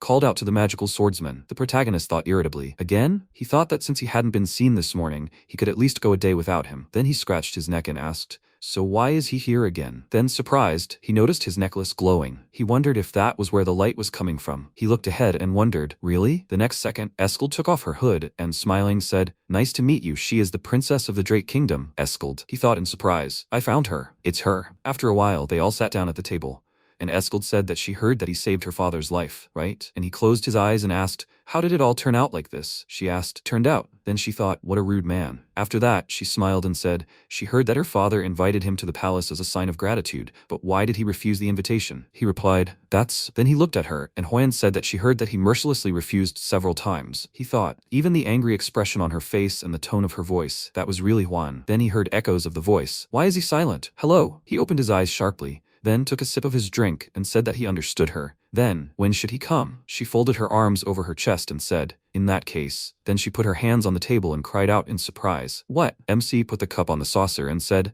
she came to invite him, didn't she? She looked away and said that was correct. Then she sat down and nodding, added, yes, that's right. She came to invite him. He replied, then please, she should set a date and time for him to arrive at the palace. She thoughtfully said, tomorrow, probably around 11 a.m. She thought that was not the time. Then she got up from her seat, and the protagonist replied, okay, they will meet then. She said, good, now she will go. After a few seconds, MC thought that if he went to the palace tomorrow, he would be able to see her. But she was a princess, the daughter of the king, the highest-ranking person in this country. How could he get close to her and marry her? This time, he had to plan everything carefully so that nothing bad happened. He began tapping his finger on the table and said that he needed Edmund's help for this. After a while, he sat down on a chair opposite Edmund and said, yes, he wanted to marry Princess Eskald. And he, surprised, rose from his seat and shouted, are you crazy? The protagonist asked, what? Then he leaned back in his chair and, folding his arms across his chest, said, I see. Then he must tell him why it won't work. Edmund said, Princess Eskald is the only child of His Majesty's late wife, Queen Swan, the only legitimate heir to the throne. A warrior without status or position proposes to a princess? He waved his hand and added, that can't be. To be the princess's fiancé, he must be a prince or grand duke from another country, or at least the scion of a high-ranking noble family in that country. MC rested his head on his hand and said, then, if he had the same status and fame, it would be a great help in marrying her. Edmund hesitantly confirmed this and added that he just needed to earn it all, perhaps. Before he could finish speaking, the protagonist rose from his seat and said, okay, he'll try it. Edmund pointed his hand at him and shouted, wait a minute, does he know anything about what should be guarded in the courtyard? He wondered what should be guarded. Then Edmund began searching for a book in the library and said he thought he didn't know. After that, he handed him a stack of books on the basics of etiquette. He thought that if he left things as they were and an accident happened, the guild would also suffer damage. Then he smiled and said that he would train him thoroughly. MC thought, why does he look so nervous? Well, it can't be helped. He took the book and said, okay, then he will trust him. That same evening, the protagonist was busy reading the book. Edmund said, Mr. Swordsman, please, he must sit up straight. Mudok had to listen to Edmund's sermon all night and the whole next day. After some time, he put on his suit and, walking out the door, asked, well then, where should he begin? After some time, the subordinate said, His Majesty, the magical swordsman has arrived. He bowed and said that he was glad to see him, His Majesty. In response, the king laughed and, stretching his hands forward, said, welcome. Then the protagonist adjusted his jacket and thought, isn't today the day to meet him? He thought it would be just them, but why are there so many people here? At that moment, Eskald awkwardly folded her fingers and whispered that she was sorry. She didn't deliberately schedule the meeting on such a day. He looked at her and thought that, judging by her agitated look, she didn't do it on purpose. At that moment, Justin, putting his hand on the back of the chair, was indignant. Why is this idiot here? Then MC looked at him and thought, that man? Then he smirked, and Justin's face contorted with anger. He said, this asshole is just. The next second, Sergio shouted, "Stop, Justin!" He wanted to object, but father. He looked at him from under his brows and asked, "Is he really going to make a fool of himself in front of his majesty?" After that, Justin sighed and said that he understood. He thought that it seemed like he had some ideas. At that moment, Tomelov turned to Cotton and whispered that he thought it was true that he had been mistreated. In response, he whispered that he thought so, his majesty. Then Tomelov asked, what suddenly made him accept his invitation? Did he have any idea how upset he was? The protagonist smiled and held his hand out in front of him, saying there was a reason for that. He asked what it was. He replied that, as far as he knew, the Royal Merchant Guild was currently very busy due to a shortage of workers. He was the busiest among them, having to make ice. That's why he wanted to prepare the ice in advance and then go to him, his majesty. However, the orders were growing every day, so even if he made more ice, it always ran out. So, day after day, it was postponed, until today arrived. Then Tomelov laughed and said he hadn't even thought about that reason. Well, ice cream was selling like hotcakes, so he must have been very busy. MC smiled and thanked him for his understanding. He thought that compared to Dan Chunhak, he was a real fairy. Then the king added, yes, but his name. The protagonist came closer and said he had no name, just the magical swordsman, his majesty. The king paused and asked, is that true? But he can't address him formally every time. Then he put his hand to his face and said that was a problem. He thought, if that's the case, then why not come up with one? Eskald then approached him and, smiling, asked, how about coming up with a name yourself, father? He asked, a name for him? She raised her index finger and said, no, she said to give him a title. At that moment, Sergio looked at her in surprise, and Tomelov asked, a title? She confirmed it and asked, didn't he save his life? It was worthy of a reward. At that moment, Sergio took the cup with the drink and remarked that it was true. She truly had an excellent idea, Her Highness the Princess. It was he who saved the life of His Majesty the King. How could he not praise him for this achievement? He believed that Her Highness's thoughts were truly excellent. She replied, not worth praising. Then Tomelov slammed his hand on the arm of his chair and said that he could not ignore the man who saved his life. He rose from his seat and, placing his hands on the table, said that he would bestow upon him a title. He picked up the sword and added, that evening, when he saw him save him, a word came to mind. Okay, he must step forward. The protagonist approached him and, kneeling, thought, this title, he doesn't like kneeling, but if this means he can marry the princess, then he will do it. Following this, Tomelov drew his sword from its sheath and added, he, the king of the Drake Kingdom, Tomelov III, addresses him, the brave man who saved him and his vassals in a critical situation, not sparing his own life. He placed the sword on the protagonist's shoulder and added that he hereby bestows upon him the title of Baron, along with the name Blizzard. MC thought, Blizzard means snowstorm in this country's language, right? And then Tomelov added, this will allow him to pass on his name to one descendant in the Drake Kingdom. Baron Blizzard, he must rise. The protagonist stood up, placed a hand on his shoulder, and said that if it weren't for him, he wouldn't be here now, and that he wanted to thank him again. The protagonist then smiled and said that if something like this happened again, he would do the same. Then Sergio said, Your Majesty, Baron Blizzard is the one who saved his life. He thinks it's only fair that he be granted an estate befitting his title. The king replied that it was unprecedented for a baron not to receive a fief. Questions would certainly arise. Sergio then asked who would dare to disobey his order. He frowned and added that if such a person were found, he would remind him of the meaning of His Majesty's order. At that moment, Tomelov wondered what the hell his ulterior motive was for such an act. Then he looked at the guests and asked if they thought so too. The boy asked fearfully, is he addressing him, Your Majesty? He replied, yes, Your Majesty. His companion added, that's true. Then Tomelov said thoughtfully, if that's what they think, then fine. But is there any territory they could give to Baron Blizzard? Sergio said, yes, Your Majesty. The northern icy lands he'd mentioned at the meeting a few days ago. The king looked at him in surprise, and he added, well, it just so happened they needed a lord they could call there, and it all just sort of worked out. Come to think of it, Baron Blizzard's name and the northern lands go very well together. Blizzard in the northern lands, he had a good feeling about that. The king frowned and thought that this had been his plan all along, to make him pay for hurting his son and his pride. He'd had his suspicions ever since he'd suggested giving him the title. At that moment, Eskald wondered if this was the northern land. So could it be that icy continent? She looked at the protagonist and wondered, is he really sending him there? Then MC looked at him and thought, a thief. He thought that the man was doing this because he wanted to drive him out of here because of his son, but he thought he shouldn't refuse since he was giving him the land. He smiled wryly and thought that he was using this as an opportunity to strengthen his reputation and close the status gap between them. After a while, Edmund was surprised. A northern land? He was really going to the northern lands, where snowstorms rage, avalanches occur, the cold is bitter, and even the mana is unstable. The protagonist sat across from him and, taking a sip of his drink, said that was true. He shouldn't worry. He wasn't catching a cold. He smiled as he said this, and Edmund, putting his hand to his face, said, a magical swordsman, no, Baron. Is he a yeti or something like that? MC asked in surprise. A yeti? He replied. A legendary clan that has lived only in the northern regions since ancient times. They resemble humans in appearance, but legend has it that they are approximately 3 meters tall. and because of this height, they are quite strong and, it is said, completely immune to cold and violence. The protagonist remarked that this was an interesting story, and Edmund added, well, considering that almost no one has actually seen them, there's a chance they are just a legend. Rumor has it among the people of the kingdom that one northerner is equal in strength to 100 people from the rest of the country. That's why they hate being ruled and don't acknowledge the existence of leaders. The protagonist smiled and remarked that this also sounded interesting. He asked, interesting? And MC headed for the door and, turning around, said that if he could gain the recognition of the northerners, his reputation would rise. He thought it was easier said than done. Then he opened the door and looked ahead in surprise, noticing the students. He wondered, what are they doing here? After a while, he shouted, no. For them, those who have only recently learned martial arts, the northern land is dangerous. Sabine countered, teacher, they still have a lot to learn. If he just leaves, who will they learn magic from? Leo pointed at her and noticed that she was right. Then Sabine bowed and said, please. She was begging him. Luffy also bowed and said that he was begging. At that moment, the protagonist looked to the side, noticing the princess. He thought, Eshgold? She greeted him, and he noticed that she was in a bad mood and asked, what's wrong? She smiled, looking at Annie, and said that she thought they should talk after the children left. After that, MC waved to the children and said that he understood. Now they could go.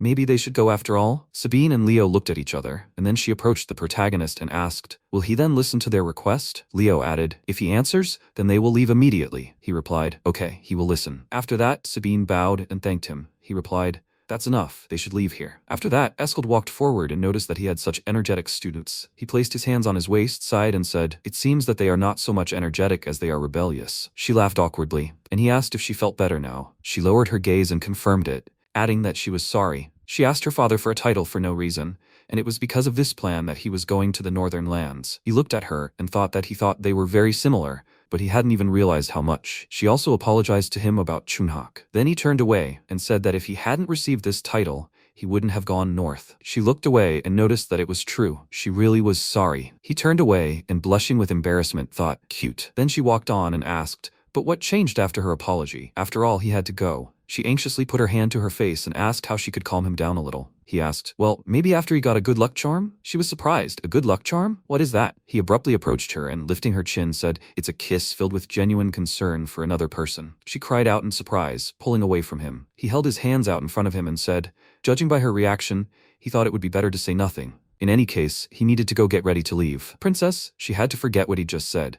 She clenched her fists and thought indignantly, he just said what he wanted and then he's leaving. What kind of man was he? Then she looked at his back in surprise and shouted, wait a minute. He turned around in surprise, and she asked him to wait. He asked, what's wrong? She looked at him thoughtfully, and he wondered, what was that? Had he done something wrong? And she thought, for some reason, this guy's behavior seemed familiar. Then she said, I get it, she'll do it. He was surprised to think he'd said it half-jokingly, but he hadn't expected her to react that way. He'd said it was fine. He didn't want to force something on someone who didn't want it, so they should just ignore it. But the next second, she tugged at his clothes and kissed him, rising on her toes. Then she pulled her hood back over her head and said, still. She walked in the opposite direction, and he opened his eyes in surprise and said, yes, he must definitely return after achieving success. After a while, people in the establishment were chatting among themselves. A new lord is coming this time, right? Rumor has it he saved the king's life, right? That's why they gave him the title and the estate. He heard he single-handedly defeated 100 enemies in an instant. Hey, he's lying. Kane, holding a mug of drink, replied, honestly, he's a sixth circle wizard, and they say his fencing skills rival even those of a master swordsman. Mason asked why such a remarkable fellow would come here. Max, sitting nearby, noted that it was obvious. He had fallen out of favor with Duke Icarus. Then he slammed his mug down on the table and added,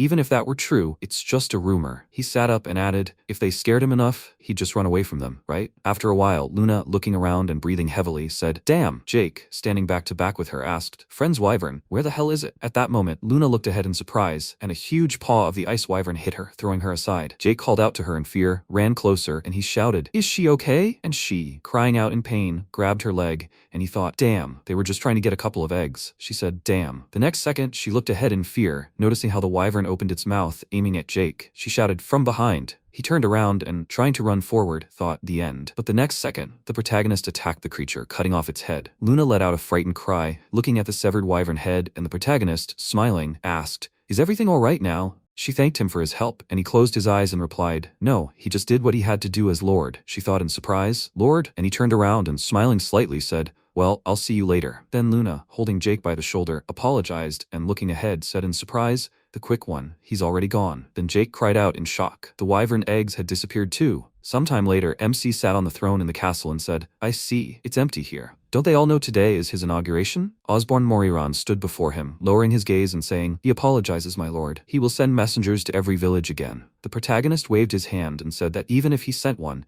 he didn't think anyone would show up.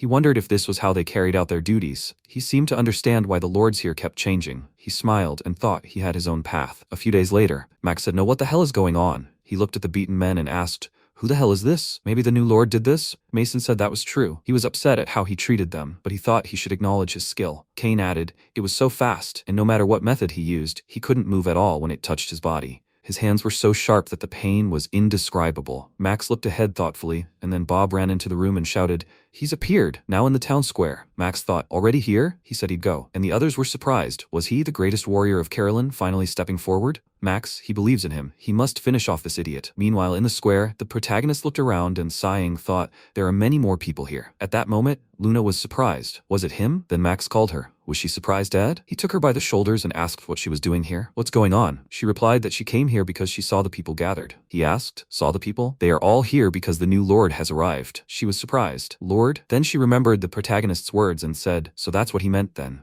Max asked what she was talking about. She replied that she had already told him. There was one person who saved her when she was in danger, stealing ice wyvern eggs. Max frowned and thought, the person who saved his daughter is a lord. It's more complicated than he thought. Moreover, he had slain not an ordinary wyvern but an ice one with a single blow. This was no easy feat, even for a warrior of Carolyn. Then he placed his hand to his head and thought, as a warrior of Carolyn, he must acknowledge that man. But now he could not retreat. After that, he extended his hand forward and said that he was Max, the greatest warrior of Carolyn. The protagonist folded his arms over his chest and, looking at his hand, said, Great? No, he was the recently appointed Baron Blizzard of Carolyn. Max said that he had heard rumors about him. They say that he wanders through town after town, mercilessly beating people. Is this true? He replied that this was not true. He simply sternly reprimanded those who tried to rebel. What, he wants to be in their place? Max replied, No, of course not. But he has a proposition. The protagonist asked, A proposition? He replied, In this place, Carolyn, it is very cold. That's why people have been drinking strong alcohol to fight the cold since ancient times.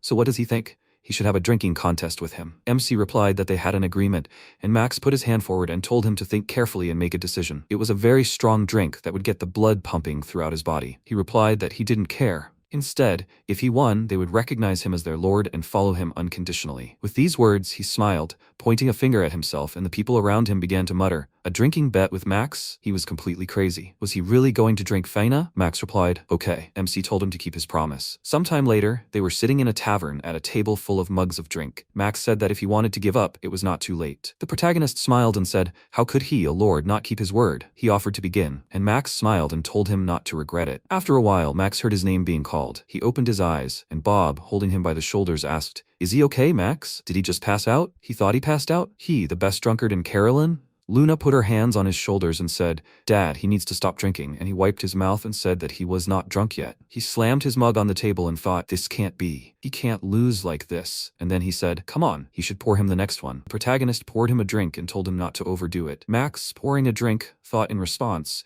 Damn, why are there two of them? Then the protagonist told him to listen. They continue, right? Max put his hand to his head and thought, Why is he okay? And he asked, How is he? He thinks that at this point he should just give up. Max said indignantly, Enough, they have to continue. He replied, As he says. After that, they drank the next mug, and the others watched in amazement. Then MC put the cup on the table and thought, Maybe because he hadn't drunk for a long time, but everything was going like clockwork. Then he looked ahead in surprise and, smiling, said, Unbelievable. Max fell out of his chair onto the floor, and the protagonist said that this was the sound of his victory. Mason noticed that he had passed out. MC rose from his seat and said, Well then, everyone present must gather in his castle in exactly 5 days. He pointed his hand forward and suggested that they see who kept their promises. After a while, he sat on the throne and, looking at everyone present, said that he thought they wouldn't come, but they were surprisingly good at keeping promises. Max asked, Isn't that a given? The protagonist said that he knew it. It's okay, they probably know who he is, so they should let him get straight to the point. He gives them 10 days to prepare for the move. The others looked at him in surprise. He asked why they didn't say anything in response. Then Luna raised her hand and asked if he wanted them all to live in his castle. He replied, No way. Do they think all these villagers can live in this castle? She said he told them to pack their bags. He asked who said they would live here. She asked then, and he clenched his fist and replied that they were moving north immediately. The others looked at him in confusion,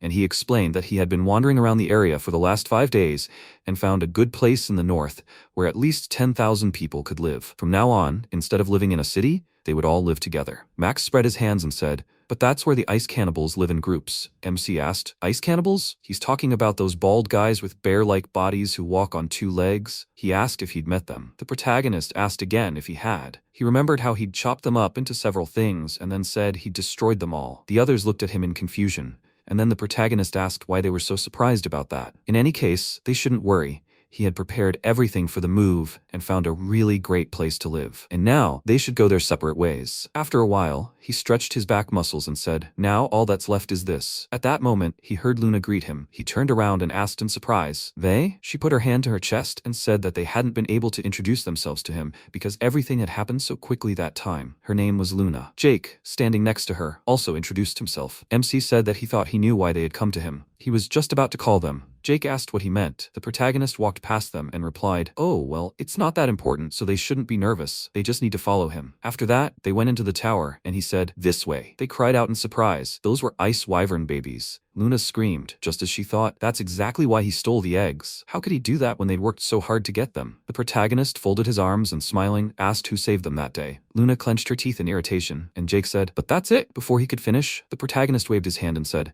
"Anyway, that's how it is. They're sleeping, so they should be quieter." Luna asked, "What, ice wyverns?" He confirmed it. And then he added that at first he thought about raising them, but they were so noisy and they ate a lot, and lately he was just going crazy. It was like they were surrounding him with their requests. Then Luna asked, "But it's useless for them to take these guys?" After hatching from an egg, a wyvern recognizes its mother in the first thing it sees. The protagonist was surprised. What? He put his hand to his face and asked if he should continue raising these annoying and troublesome creatures. Jake scratched his ear and said that ice wyverns were annoying. What kind of nonsense was he talking about? Luna crouched down next to the hatchlings and said that ice wyverns were larger and more powerful than regular wyverns. He had the ability to tame them. Jake added that if he were him, he would tame a wyvern. They could easily fly to Tenston. MC asked where that was. Luna replied that it was the second capital of the Kaya Kingdom, located 1,000 kilometers west of Caroline. It was a place where there was literally nothing. The protagonist asked if it was possible to fly that far on these things. Jake answered that it was true. The round trip would only take an hour or 2. The protagonist thought, wait then. He folded his arms and asked how he could tame them. Lena asked if he had changed his mind. He smiled and replied,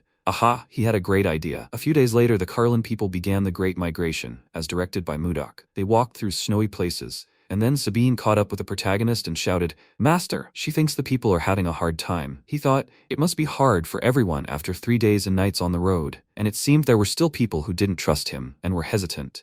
But they would soon reach their goal, and then their hearts would change. Then he shouted, they must all listen carefully. They were almost there. Even if it was difficult, they must trust and hold on a little longer. Mason said, but they don't know where they're going. Kane added that he wasn't even sure there really wasn't an ice ogre there. Then the protagonist plunged his weapon into the snow and shouted, didn't he say he was the winner of all of them? And they were all brave warriors of Caroline. After that, he turned around and went first. And Sabine called out to him. He said, that's enough. They'll understand now. She agreed with him. And then he turned around slightly, smiling and said, they'll understand when they get there. After a while, they reached the cave, and Leo, looking around, said in surprise, wow. This is the place the teacher talked about. MC confirmed it. It took a while to find this place. He thinks they'll like it there. He thought, it looks like the others are finally feeling better. Then he told everyone to listen up. This place was once the Ice Ogre's hideout, but now they live here. And since they're going to live here, it would be easier to give this place a new name, right?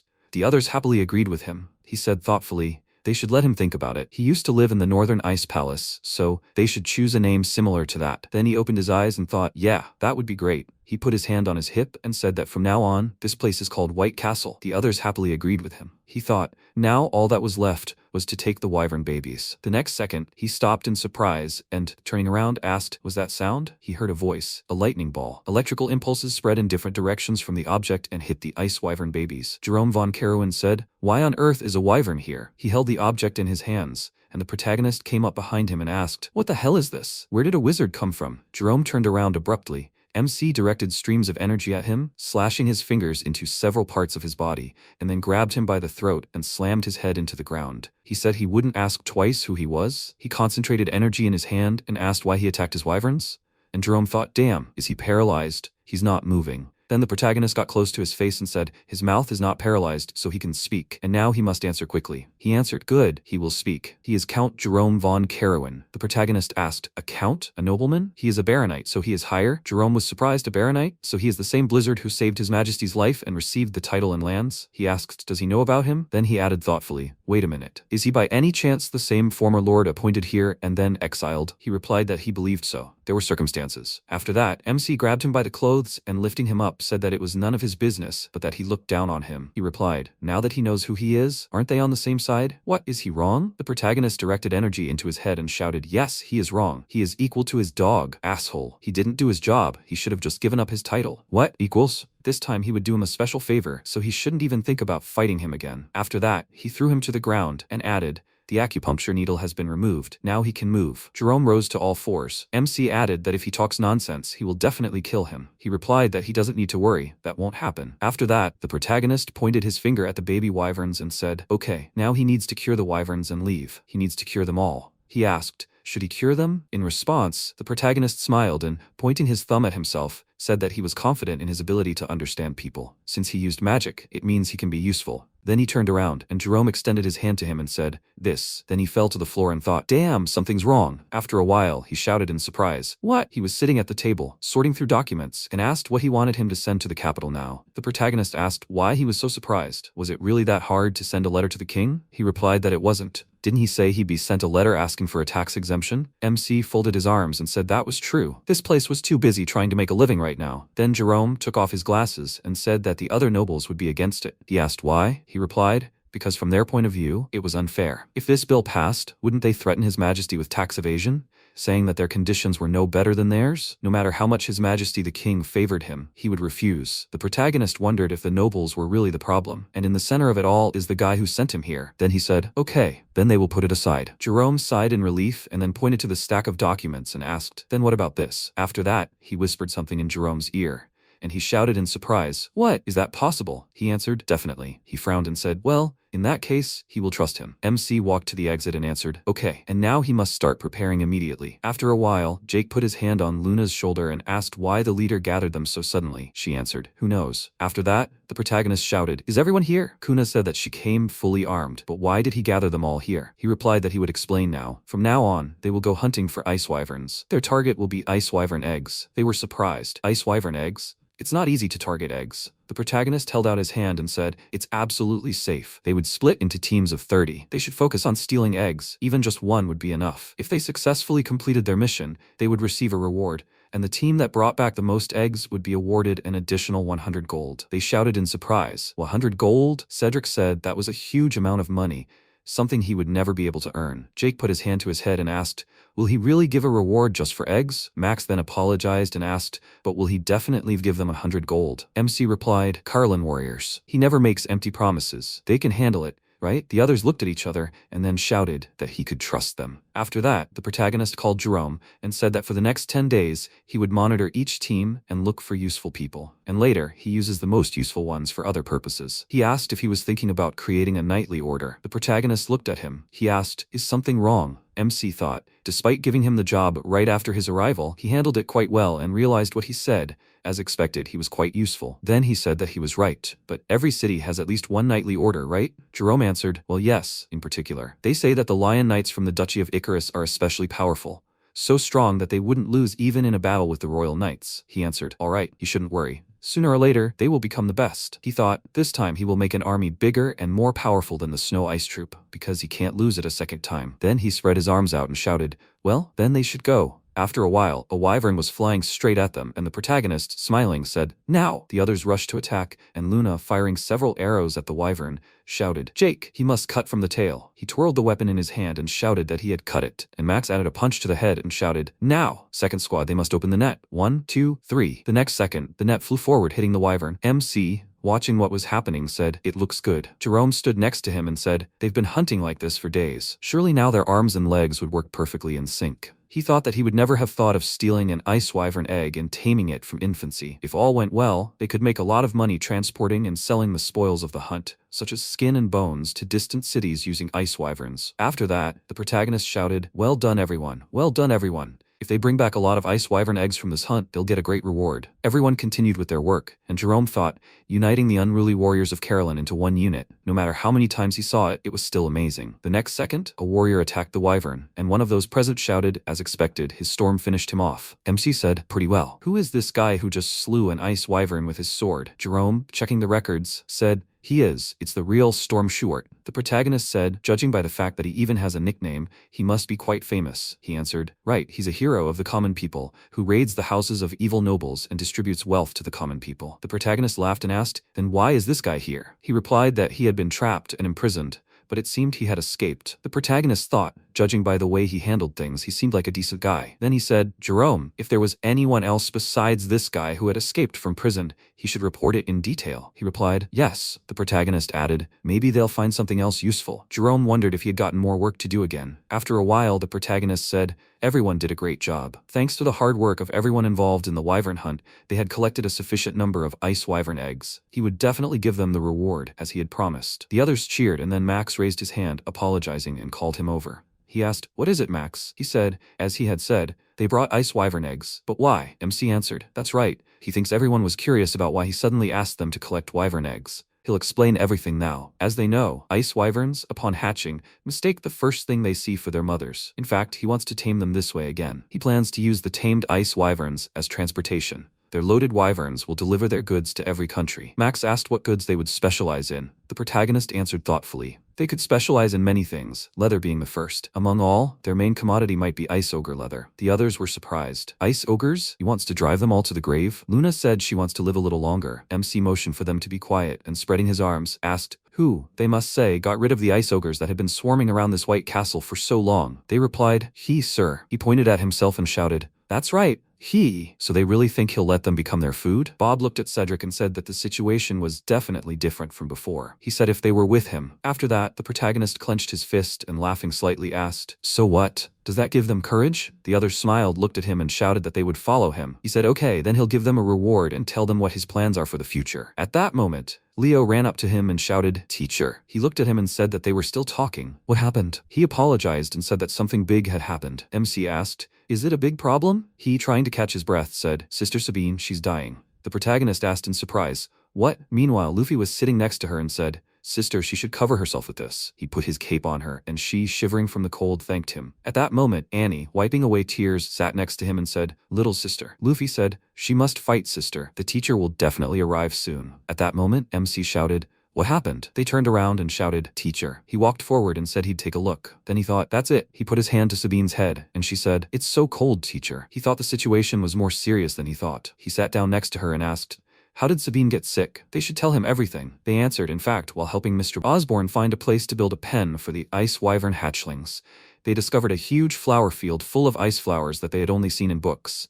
Sis probably wanted to show it to them. Then she plucked a few flowers and said, guys, they should take some. Teacher will definitely like these. Annie added, so they returned with the flowers. Then Leo turned around and shouted in alarm, Sister Sabine, sis. In the present tense, he added, as soon as they arrived, she suddenly lost consciousness. Teacher, what should they do now? If sis doesn't wake up, the protagonist put his hand on his head and said that this won't happen. He should calm down. Then he took the flower from his hand and thought, ice flower, what the? She asked, this? He thought, isn't this a snow flower? So these ice flowers they were talking about? But this is the only elixir of the Northern Sea and the Central Plains, so how can they be in this world? Annie called him, and Leo asked him to save Sabine. The protagonist thought, right, that's the top priority. Then he said he'd take care of those flowers. Leo, he should pick up Sabine and follow him. He replied, yes, teacher. MC smiled and suggested they hurry to the training grounds. They all ran into the room, and the protagonist stopped near the bed and told Leo to put Sabine there. He came closer to the bed and replied, yes, teacher. He added that he should be careful not to get hurt. Excellent. Then Leo placed Sabine on the bed, and MC said, good job, Leo. After that, he put his hands on the children's heads and said, from now on he will begin the treatment, so they guys should not come near. They are strictly forbidden to enter this room until he gives permission. They replied, yes, teacher. Then Luffy peeked out from behind the door and said, teacher,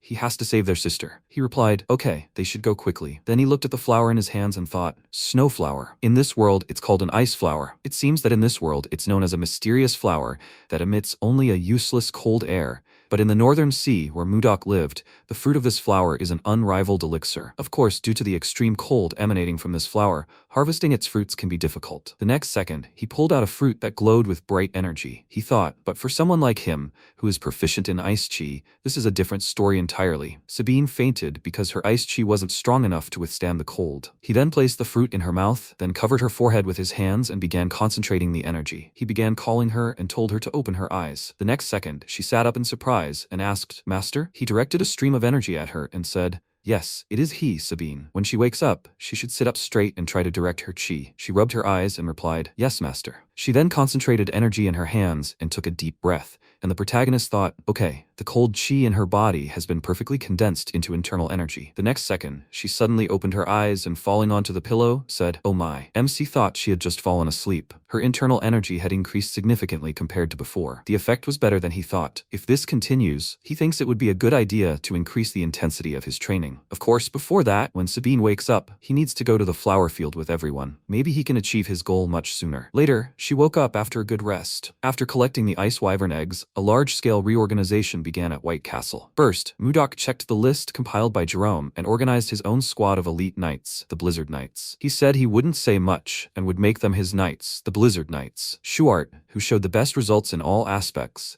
was appointed captain of the squad, and then, with Mudok's help, schools, hospitals, restaurants, bars, a clothing store, and so on were built. He also assigned people to positions according to their talents. At one point, he was checking the records and said that if a reorganization was needed, then the appropriate employees should be brought in. Jerome noted that this was correct. Osborne was assigned to White Castle Security Service, and Jerome, who was a capable man, became his assistant. Then the protagonist said that Osborne would do better in the security service than as his assistant. Jerome, he will be his assistant. He put his hand to his chest and said, "But his mission is to teach others magic." The protagonist asked, "He doesn't want to?" In response, he confirmed it. The MC asked, "What does he mean, fool?" He replied that he will work hard. The protagonist noted that of course he should. Jerome put his hand to his chest and thought that he deserved 1,000,000 gold pieces. In addition, 2 armed groups were created. The protagonist said that for now they would only create 2. The guard squad would be responsible for guarding the outer perimeter of White Castle, and they would also conduct reconnaissance throughout the Karelun region and recapture stray residents. Then he pointed to himself and said that he would be the captain of the guard.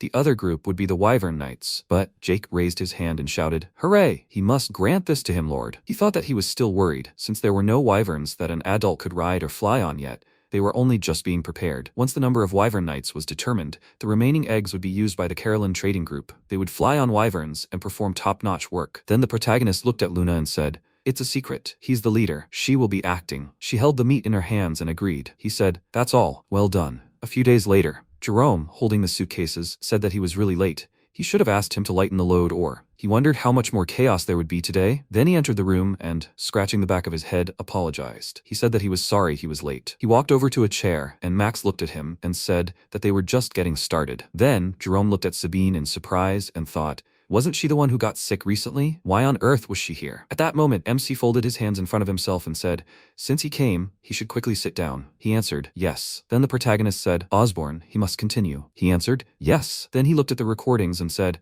only a short time has passed since the guard squad was formed, but there are already more than 20 people in prisons. The problem is that more than half of them are escapees who came from outside. Max stood up from his seat and shouted, sir, these are clearly criminals. They should arrest them all and lock them up so they don't cause any more trouble. Jake slammed his hand on the table and shouted that it was true, and MC said, if so, should they arrest him first? As the main culprits of the rebellion that led to the exile of such a capable former leader like Jerome for no reason? Max frowned and shouted that that was different. It was self-defense to protect Karelun's autonomy from the central nobility. The protagonist, frowning, turned his gaze on him and said that his actions were a noble struggle, while the actions of squad leader Schwart were petty theft. He looked away and said, no, this. He apologizes, Knight Schwart. He replied that he hoped he would never forget the cause of the common people's suffering, Max. They were in a meeting now, so they should talk about this later. The protagonist thought, God, how could he be so short-sighted? Then he asked, are there any other opinions? At that moment, Sabine asked if she could express her opinion. He replied, wow, yes. She rose from her seat and placing her hand on her chest,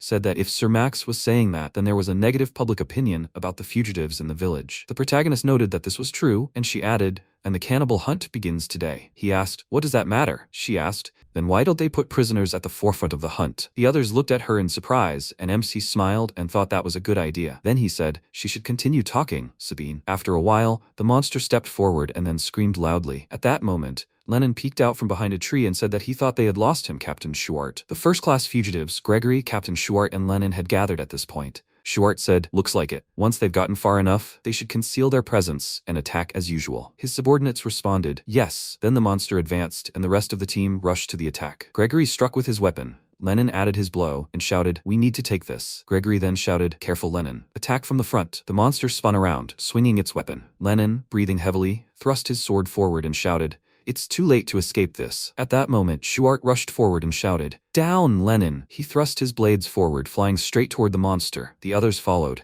and everyone struck. Just before this, Osborne looked at Sabine and asked, "Does she mean they should put them in the vanguard and use them as human shields?" That seemed like a last resort. She shook her head and said that if the teacher went with them, it would be much more humane than throwing them in jail. He wasn't one to waste human energy so easily. Then what if they fought together? In the present tense, Schuart asked, "Lennon, is he okay?" He replied, "It was a bit risky, but they did it." Gregory laughed and said, "Lennon's speaking out again." After that, Kane smiled and said, "They all saw it, Lennon. And he said it was a crisis, just like that time in prison when he threw the pickaxe." He laughed and told him not to bluff anyway. "Well said, Lennon. They received a solid reward. How about a drink?" Gregory put a hand on his shoulder and replied that this was a chance for them to start over. Gregory. He laughed in response and remarked that he had really screwed up. Sabine had said shortly before that people's opinions of them would definitely change. The protagonist thought that it seemed they had become more united thanks to their cooperation. To think that his apprentice had suggested this. At that moment, the creature peeked out from behind a tree, watching what was happening. After a while, Jake pointed forward and shouted, "There!" The guy told him to take his time and approach the trap slowly. The archer replied, "If only he could." The guy asked, "Did he hear?" The archer drew his weapon and replied, "Yes, he was going to fire a few shots, so he should get ready." The next second, he fired several arrows that hit a tree, and the guy said that he thought it was the rustling of leaves blown by the wind. The archer agreed, "Probably so. They should first collect the arrows and inspect other places." At that moment, a creature peeked out from behind a tree. They were surprised. What was that?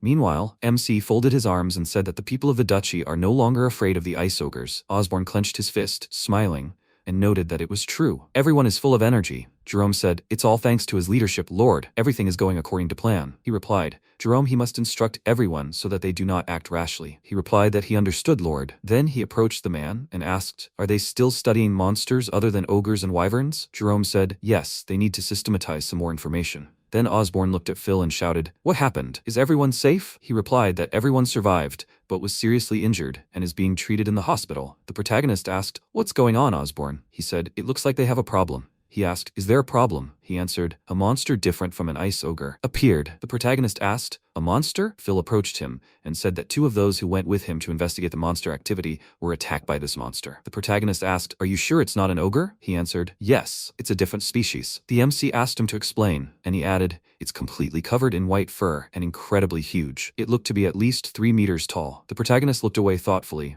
and he added, "Ogres are about the same size, but this thing turned out to be more intelligent than ogres." Then the protagonist said, "Jerome, the hunt is over." He asked, "Does he plan to go on his own?" He answered, "Yes. It looks like he needs to act on his own. He must go after him as soon as everything is cordoned off." He answered, "Yes." And then MC ran into the forest and thought, if what he was saying is true, then this monster is someone he knows. Yes, he had already heard Edmund's explanation. Then he remembered how he told about the Yeti. The next second, he used his inner sight and, sensing a huge creature, thought that he found it. He took out his weapon and the next second found himself behind the creature, after which he swung the weapon and jumped to attack. At that moment, the Yeti turned around in fear, and then MC wounded its arm. The creature began to run in the opposite direction, and the protagonist thought that the attack was unsuccessful. This big guy is fast, but now he is absolutely sure when he saw it, it is a Yeti. They stopped, looking at each other. Then he thought, why is the creature that was roaring just recently now acting like a frightened wildcat? It seems he felt its strength. It is red in its bestial gaze. Then he asked, is he a human? After that, the protagonist held the weapon in front of him and thought that out of curiosity, he wanted to let it live, but he couldn't spare someone who had harmed his people. He said that in his next life, he should be reborn as a human. The next second, he kicked off the ground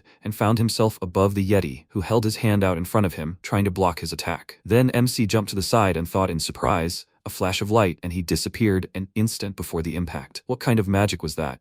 Wait a second. Green light, green. When he came to this world, Luffy told him that warp magic can be used by mages of the 5th level and above, but most don't rise above the first or second circle. So the fifth circle is something similar to the spiritual or earthly level. And yet, that humanoid creature covered in white fur used such powerful magic. Then he said, although who cares, he'll still catch him. The next second he rushed forward, and stopping in the forest said, so big, yet he runs like a rat. He wondered if he could sense it nearby. Even teleportation hadn't helped him get far, within 2 kilometers. He said it was definitely somewhere nearby. Then he turned sharply and put his foot on several fallen trees. Looking ahead, he asked, a cave? And then his eyes widened in surprise as he walked inside and asked, is this an archive? He looked at the bookshelves and wondered, in the middle of a snowy wasteland? Then he noticed a yeti sitting behind the bookshelves and asked what it was doing. He should have at least tried to hide. Hey yeti. In response, it fearfully told him not to come closer. The protagonist said he wouldn't kill him, he should calm down. Is he human? Condol folded his hands behind his head and replied that it wasn't. He was the great warrior Hori Condol. The protagonist asked thoughtfully,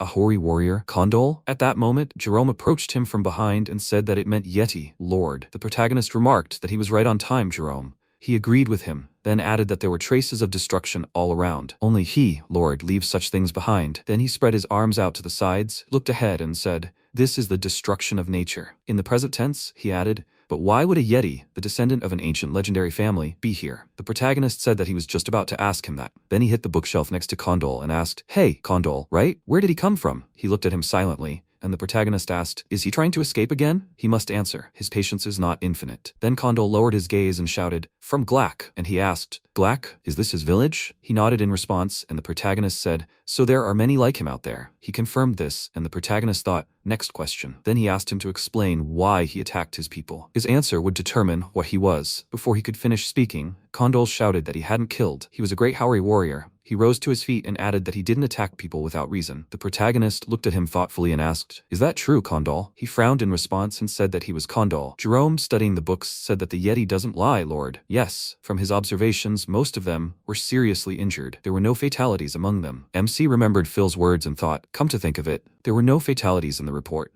Then Condol crouched on the ground and, clenching his fist, said, that's right. The people themselves invaded sacred land and Condol drove them away. He never attacks first, never. Then the protagonist folded his arms and asked, so while hunting ice ogres, they encroached on the territory of the Yeti? Jerome answered, it seemed so. The protagonist thought, Edmund gave false information about the Yeti. And then he said, Jerome, he must heal Condol's wounds. He answered, okay, Lord. By the way, he is Condol. At that moment, Jerome pointed a magic item to Condol's wounded arm, and MC called him. He asked what he wanted. After that, the protagonist smiled and said that he showed him sacred ground. He will order his people not to meddle there anymore. Condol happily asked, really? He answered, yes. But how dare he address him so impolitely? Condol asked in surprise, what? And then the protagonist sighed and said, what else can you expect from someone who can't even speak properly? Then Jerome said that he was finished, Lord. The protagonist walked in the opposite direction and said that they needed to go. Jerome called him and he asked what else. He folded his hands and said that he wants to ask him something. After some time, Edmund asked Henry how much had passed since the promised time. He answered, about 3 months. Edmund laughed and noticed that it was true. He was sitting on the ground and called Henry again. He looked at him and thoughtfully asked, yes, Sir Edmund? The next second, Edmund grabbed his head and shouted that they were finished. The magic swordsman had promised, after all. He remembered how MC told him to just be patient for 3 months. He would definitely send them ice. He covered his face with his hands and, sinking to the ground, shouted,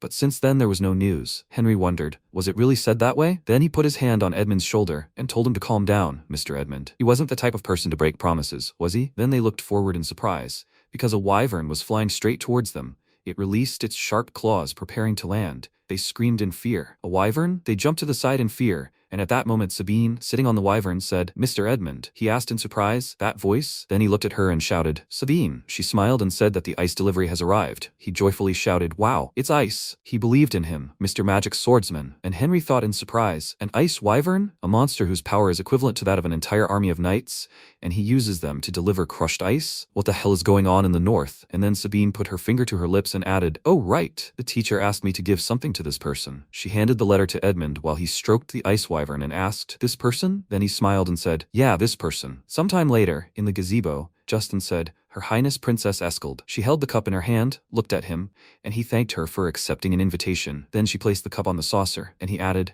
Your Majesty, she grows more beautiful every day. She replied that he was too kind, Sir Justin. He took a small sip of his drink and thought that she was still straightforward. She didn't even try to fake a smile. Well, pleasure only comes from fighting for what you want. He would just wait and see the smile on that indifferent face. At that moment, the maid approached Eshkeld and whispered, "She apologizes, Your Majesty." She asked, "What is it?" And the next second, she cried out in surprise, "What? Have you received a letter from Baron Blizzard?" At that moment, Justin, perplexed, rose from his seat. The maid said that the letter had been left in the office. Eskeld followed her and said, "Then they should hurry." Justin shouted that she should wait. She was leaving already? He came this morning to see her, Her Highness the Princess. She turned around and said that she heard that one day is not enough for swordsmanship training. He must not waste time, and must return quickly. Then she told Lenzia that they needed to go. She agreed with her. They walked to the exit, and Justin irritably slammed his fist on the table and shouted, "Blizzard, this guy!" After some time, Eskeld read the letter, which said, "Dear Princess Eskeld, how is she? He is doing well, thanks to a lucky charm from her. The northern lands are a wonderful place to live. Dazzling crystal caves, hot spring water, inside a cave where it is warm all year round,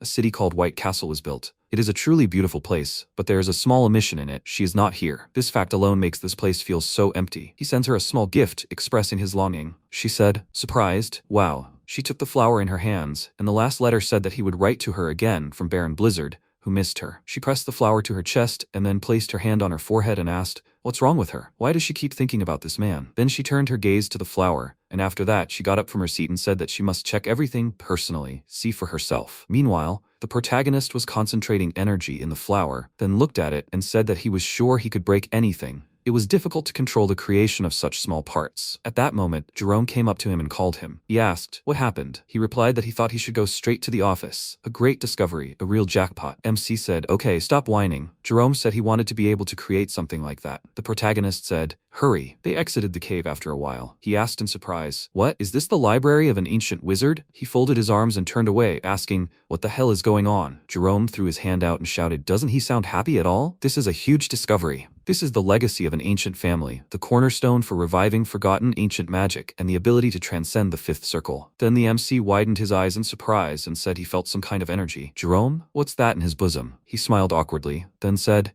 "This nonsense, my lord." He didn't tell him because it was pointless. Before he could finish speaking, the protagonist magically snatched a bag from his belt and began to open it. He said that people's curiosity increases when they see something hidden. Then he asked in surprise, "This?" He looked into the bag and asked, "Are they just stones?" He replied that he hadn't tried to hide it on purpose. "It's a mana stone. It contains compressed mana and magic." The protagonist looked at the stone and asked, "Are they mana stones?" He then placed the stone on the table and asked, "What's so special about these stones that he decided to hide them?" He replied, "But actually, he's a fourth circle mage now." With these words, he began concentrating energy in his hands and added, "He's almost reached the fifth, but he hasn't been able to go higher for a long time, so he thought the stone might help." The protagonist looked at him and said thoughtfully that he understood that it wasn't easy to overcome such a barrier. He could imagine how it felt. He replied that he thanked him, "My lord." So, before he could finish, MC added, "That's precisely why this is absolutely unacceptable." Jerome looked at him in bewilderment, then put his hand to his chest and shouted, "Wouldn't enhancing his abilities benefit Kurlin? He's asking him. He has to allow it." But the protagonist firmly refused, adding, "Yes, with a mana stone he might be able to advance further. But what will he do then? Will he run off to find the next mana stone? The speed of reaching the next level isn't the point. Far more important is the pursuit of true understanding. Growth is achieved through hard work and time. There are no shortcuts." Jerome clenched his fist, then relaxed it, and looking at this, thought, as annoying as it was, he was right. After all, he had reached the fourth circle on his own. He remembered how, not long before, his grandfather had placed his hand on his shoulder and said that magic doesn't tolerate haste, that he must go slowly, step by step, and he would understand everything. That's what magic is. In the present tense, he said that at some point, he began to forget his grandfather's instructions without realizing it. MC thought he had almost decided that he would have to force it on him, but fortunately, he understood without it. Then he asked, "So what else can this stone be used for?" He replied that it was suitable for almost any type of magic. For example, for strengthening mana, creating barriers, or communication spells. Then the protagonist abruptly rose from his seat and shouted, "Communications? He means that with a mana stone, even a mage isn't needed for communication?" He answered, "Exactly." He held the stone in his hand and added that if he cast a communication spell on the mana stone, even a person without magic could communicate with it. And this specimen is top-notch. With a stone of this level, they could even establish communication with the Zeba Empire across the sea. MC asked, "Jerome, does he know what the most important thing is in governing a country?" He replied that he wasn't sure. The The protagonist replied, "The speed of receiving information. Whoever collects and transmits information faster dictates their own rules." Jerome, he must immediately transform all the mana stones into communication stones. He replied, "Yes, my lord." After a while, they went outside and MC was holding the stone in his hands. A voice was heard from there. "Hey, is it Jake? Can you hear him?" Osborne looked at it in surprise. The protagonist smiled and said, "Yes, Jake, he can hear him perfectly." "How far is he?" He was sitting on an ice wyvern and, smiling, said, "So he is now over the plain 10 kilometers from White Castle. The connection is excellent. No interference, my lord." At this moment, Jerome called the protagonist. He said, "Excellent. There is a signal. No interference." The communication stone test was successful. After all, they can maintain communication with these stones. At that moment, Jake shouted, "Wow!" The protagonist started calling him and told him to come back. He said, "Triple dive with a spin." Then the protagonist called Osborne and told him to increase the range of the tests as soon as Jake returns. Jerome shouted, "My lord, he will break the communication device so much." At that moment, he heard a voice, "Teacher." Sabine dismounted from the ice wyvern and ran up to him, shouting that she was here. He smiled and said, "Great, she should come in." After a while, everyone gathered in the office, and Sabine asked what was wrong with Lord Edmund's letter. MC looked at the notes and replied that it wasn't. Then he looked at her and said that he had asked her to send him information about the political situation in neighboring countries, and he had done his best. He thought about it, but the name Inos mentioned in the letter gave him a strange feeling. He asked if the name Inos meant anything to them. Schwartz said he hadn't seen it himself, so it might not be certain, but rumor had it that he was a great swordsman. The others looked at him in surprise and shouted, "What? A great swordsman? Isn't a great swordsman higher than a common swordsman? There shouldn't be anyone higher than a swordsman on this continent." The protagonist then gestured for silence. Everyone began exchanging glances. Then, the protagonist closed his eyes and thought, "In the Central Plains, a great swordmaster is called one who has reached the realm of enlightenment. One who has reached the realm of enlightenment can create the material embodiment of a sword. What a disappointment that only about 10 people here have reached the level of sword aura. Life without worthy opponents for a warrior is terribly boring. The fact that a master of the enlightenment level has appeared, even if he won't be his equal, he wants to meet him." With these thoughts, he smiled madly and thought, "The strongest in this world." Schwartz added, "Perhaps it doesn't matter, but he'd heard something strange." MC asked, "Strange?" He replied, "They say when he fights he exudes the scent of plum blossoms." The protagonist thought in surprise, "Plum blossoms, sword mastery with the fragrance of a happy blossom. This is the Manhwa sect. Only they know this technique. No way. Could it be that he's not the only one? Has anyone else from the Central Plains come to this world?" At the time,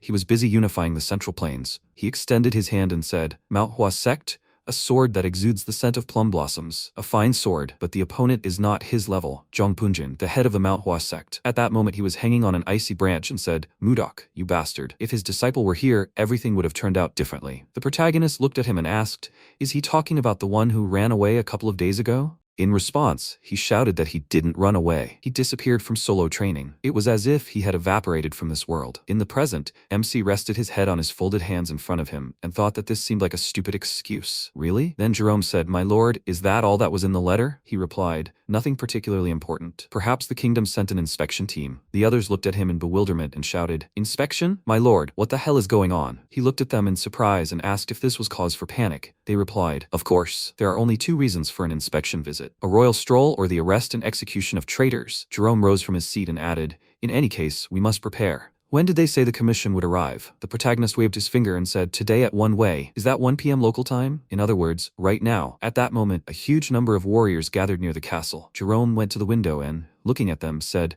"What? Really? They've come?" Sabine was surprised. "Even knights are here?" Then Justin walked forward and shouted, "Lord of White Castle, Baronet Blizzard. He must come down immediately and give the inspection a proper reception." Then MC approached him and said, "Haven't seen you lately, Justin." He smiled, pointing to his hand, and asked if his hand was okay. Justin grabbed his hand and clenched his teeth in irritation. At that moment, those remaining in the room were surprised. What? When did he manage to get down there? But more importantly, was it Justin? At that moment, Jerome thought, "Is he out of his mind? Lord Blizzard? Is he seriously planning treason?" Meanwhile, the protagonist smiled and said, "She can no longer hide. She must come out." Princess escaled her highness. She said, "Lord Justin, he must stop threatening." Then she came closer and, removing her hood, asked how he was doing. "Baronet Blizzard." After a while, she looked around and happily said, "Wow." The protagonist said, "This is the crystal cave he wrote about." She was surprised and said, "Breathtaking." Then she added, "Hot springs, she wants to see that too." He replied, okay. The inspection team arrived, ostensibly for a royal inspection. As soon as she read the letter, Escald begged her father to let her go with the group. At that moment, MC remarked that she was still as stubborn as ever. That talisman, frankly. Before he could finish speaking, she shouted, the matter is closed, okay? He looked at her and thought, even in such small details, she was exactly like in her previous life. He had been through a lot, fought, conquered the world to avenge one, and after a long journey, he finally met her here. And although her appearance had changed, the fact that he was by her side again was happiness. After some time, they arrived at the right place, and Escald, leaning slightly, said, so, here are the hot springs. How beautiful. At that moment, the protagonist extended his hand to her and, hugging her, said that, in his opinion, she was even more beautiful. She looked at him in surprise and asked, Baronet? Then he said that he really missed her, Hwayan. She pulled away from him abruptly and asked, Hwayan? He looked at her, frightened. She asked, who is it? He raised his hands and said that he apologizes. Escald, it just burst out. She said, Baronet Blizzard. She liked his gaze. She felt warmth in its directness. She lowered her head and added, but today she finally understood something. Baronet Blizzard, is this affection for her or for that woman? He looked at her in bewilderment and tried to explain himself in confusion, but she turned and said,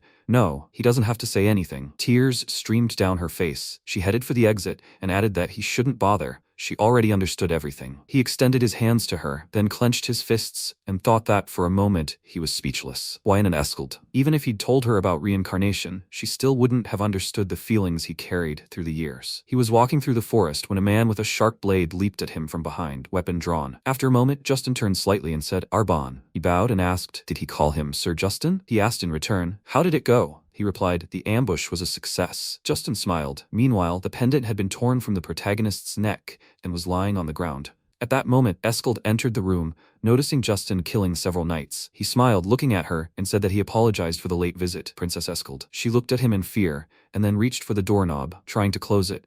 But he severed the handle with a sharp swing of his weapon, then cut the door itself into many pieces. The next second, Escald flew back. He approached her, lifting her chin with his fingers, saying that she had been rude, Your Majesty. She brushed off his feelings, and then fell for the first person she met. She indignantly shouted at him to do it again. He had caused chaos over such a trifle? Baronet Blizzard would not let this go. He smiled, stepped away from her, and waved his hand, saying that even now she was still thinking about him, that he was dead. She looked at him in surprise, and he added that he had sent a group of elite assassins after him. At that moment, MC resolutely rushed forward, shooting down everyone and everything in his path. He stopped next to Escald and asked if she was injured. She looked at him fearfully and said that she was unharmed. And he, Baronet? At that moment, the protagonist frowned, feeling the energy from Justin's remaining sword. He swung his hand sharply, but the sword hit his arm. MC dodged to the side and thought, is he controlling the sword with chi? The next second, the sword burst out of the window and flew far ahead.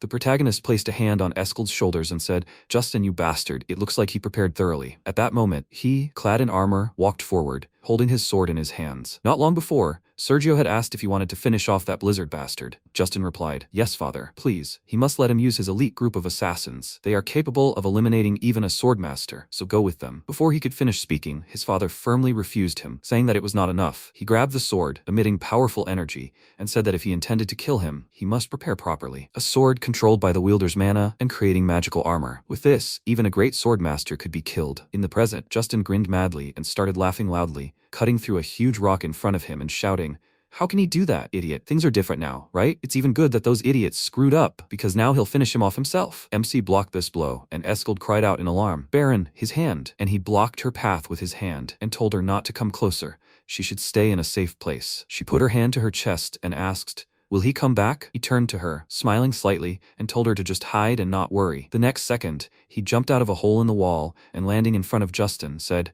he's certainly changed since last time, Justin, but he's still just as unremarkable. In response, Justin swung his weapon and shouted, empty moralizing again? The sword flew forward, and the protagonist swung his hand, deflecting it. The next second, Justin himself was in front of him, swinging his weapon, but the protagonist blocked his attack with his hand, and then swung it, knocking the opponent back. Justin shouted, he has to stop talking nonsense, Blizzard. At that moment, he grinned madly and thought, this is it. He has nowhere to retreat. He's already exhausted after fighting the mercenaries. The perfect chance to kill him. He swung his weapon and shouted, this is the end for him, Blizzard. But the next second, MC launched his attack, hitting his arm directly. Justin, looking at the wound, thought, idiot, the same wound as before. He dropped to his knees, clutching his wounded arm, and let out a loud cry. And the protagonist said, great. He couldn't hit Escald at this distance. He replied, did he deliberately feign injury to draw him away from the princess? He concentrated energy in his hand and replied, adding, a cornered beast is dangerous. Even a mouse will bite a cat if it's pinned against a wall. A rat like him dared to touch Escald. Justin leaped into action the next second, shouting indignantly,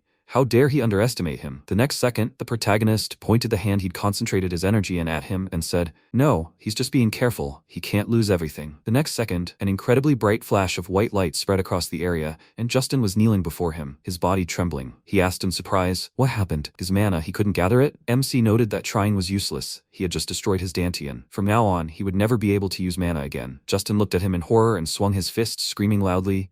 But the protagonist slapped him across the cheek and told him to spend the rest of his life repenting. Now he would know what it was like to be weak. Then he looked at the sun and said, "It's so late, it's time to go back. She's waiting for him." Sometime later, Justin and several other warriors were kneeling behind bars. Justin's plan was thwarted, and this is what happened to the instigator. His body trembled. He said, "Mana, this can't be." "Why, how?" The protagonist smiled and thought that now all that was left was a date with Eskild. Then he widened his eyes in surprise and turned around sharply, noticing Eskild holding Jerome's hands. He thought, "What's going on?" About 15 minutes ago, MC raised his hand and shouted, "Great, it must be around here somewhere. They're starting the search. Whoever finds it first will receive a generous reward." The people scattered around, and Jerome thoughtfully asked, "Was this where he was ambushed and lost his precious pendant?" The protagonist confirmed it, and he said, "He found out they were experienced killers." "How did he fight off their attacks?" MC sighed and asked, "Experienced? Well, they move quietly, but overall, weak. If he had been in better shape back then, he wouldn't have received a scratch." He replied, "Yeah, impressive of course." At that moment, Eskild said that she thought so. He lost it because of her. They turned to face her, and the protagonist said, "Princess Eskild." Tears streamed down her flushed face, and she said that if he had rushed to look for it right away, maybe he would have found it, but he couldn't, because he went to save her. The protagonist folded his hands in front of him and said that it wasn't her fault, princess. Then he pointed his finger at Jerome and said that only that bastard Justin was to blame. "Right, Jerome?" At that moment, Eskild looked at him in surprise and asked, "Jerome? It couldn't be Count Jerome von Carowin?" She ran up to him, grabbed his hand and asked, "What is the Count doing here?" She heard that he had gone missing. He smiled awkwardly and said, "It just happened that way." He pulled away from her hand and said, "Your Highness." He understands that she is happy, but such a boisterous greeting is a little embarrassing. At that moment, MC put his hand on his shoulder and, smiling, asked, "The two of them seem to be quite close?" "Jerome," he shouted, "he got it all wrong." He asked, "Really?" But to him, it seemed like everything was quite clear. At that moment, Lencia approached Eskild and asked, "Your Highness, perhaps we should clear up the misunderstanding?" The protagonist, still holding Jerome, asked, "What?" He, whom the princess respected the most? Eskild smiled and said that was true. He was a truly outstanding person. Jerome was an aristocrat who cared about the people. She felt so sorry when he was exiled to this wilderness. He couldn't imagine how painful it was to find out that he is missing. At that moment, the protagonist looked at his subordinate and said, "I see." He looked back and asked, "Who even boasts about their good deeds?" Then the protagonist asked, "But why is she speaking in the past tense?" She answered shyly, because now she knew him. They both blushed with embarrassment, and the protagonist said, "Princess." She abruptly ran in the opposite direction and shouted, "Oh right, he was looking for the pendant, right? She'll look over there." The maid ran after her and shouted, "Your Highness." A few seconds later, she stopped among the trees and, trying to catch her breath, looked down. She was surprised to notice a sparkle in the snow. At that moment, the maid ran up to her and shouted, "Your Majesty." Eskild said, "Lencia." She picked up the pendant and asked, "Isn't this the thing the baronet was looking for?" She replied, "Yes, this is it." She would inform him immediately. Eskild thought, judging by the way he looked then, it was probably connected to that girl named Hwayan. At that moment, the maid said, "Princess Eskild. She has the same expression on her face as the baronet." She was surprised, right? She replied, "There's no need to rush, Your Highness. He probably thinks about her as much as she thinks about him." At that moment, Eskild looked at the pendant in her hands and smiled. She thought she had been jealous at first, but now she was simply curious. What kind of woman could have captured the heart of such a wonderful man? What kind of woman was she? Not long before, Chunhak had shouted, "They must remove this immediately. A flower blooming in the name of true love? Nonsense." He turned around and shouted, "She already has a fiancé. Stop being distracted by such nonsense. It's better for her to prepare for the wedding he arranged." Hwan reached out to the broken vase and the fallen flower. Then she rose to her feet, placed her hand on her chest, and said, "Father, he must open his eyes. Lovers who make the flower of love bloom are blessed as true soulmates." Tears streamed down her face, and she lowered her gaze, adding that even after witnessing such a miracle, he still insists on a political marriage. It seems the alliance is more important to him than his own daughter. At that moment, his hand trembled, and Hwan added, "Just as he once abandoned her mother for the sake of the alliance, so he did with her." Before she could finish speaking, he shouted, "Enough! Guards, they must lock her up. Don't let her into the ice palace until the wedding. They must not take their eyes off her." The men grabbed her by the arms and she shouted, "Father!" She thought it would have been better if she hadn't returned then. The next second, Eskild opened her eyes. She was lying on the bed, her face illuminated by the light from the window. She sat up, looking out the window, and wondered if this was a dream. Sometime later, Eskild and the maid came to the hot springs, and she wondered, who was that woman from her dream? At that moment, MC came up to her from behind and asked, "Is something wrong, princess?" She was surprised, then turned around and, holding her hands out in front of her, said, "Nothing, baronet." She lowered her gaze and added, "Really, nothing. He has nothing to worry about. Then he turned around and, smiling, said, Princess, how about a little trip together? To unwind. She was surprised. He said, a trip? After a while, an ice wyvern flew up to them. Lenzia grabbed her head and trembled with fear. The princess looked at the creature in surprise and said, wow, is that an ice wyvern? She spread her arms out to the sides and, smiling, said that she had never seen so many tamed ice wyverns. And the protagonist smiled and said that they were trained from hatching. They are very friendly. There is nothing to be afraid of. At that moment, Jerome approached them and said, my lord, everything is ready for departure. He replied, excellent. He said, have you prepared that very thing? He confirmed it. The next second, Condole leaped forward. Escald screamed in fear. Jerome apologized and said he didn't mean to scare her. That's Condole the Yeti. At that moment, Condole raised his paw in greeting, and Escald, bending down before him, asked in surprise, Yetis, they say? The legendary people from the snowy plains? She picked Condole up in her arms and, smiling, said she would never have thought they were so small and cute. Jerome looked at her and said he was glad she liked him. He remembered how, not long before, the protagonist had extended his hand to Condole and said that she might be scared when she saw a Yeti. Jerome, he must shrink it with magic. He sighed and replied, magic isn't omnipotent, of course. In the present, Eskel placed Condole on her head and continued to smile happily, and then the protagonist asked,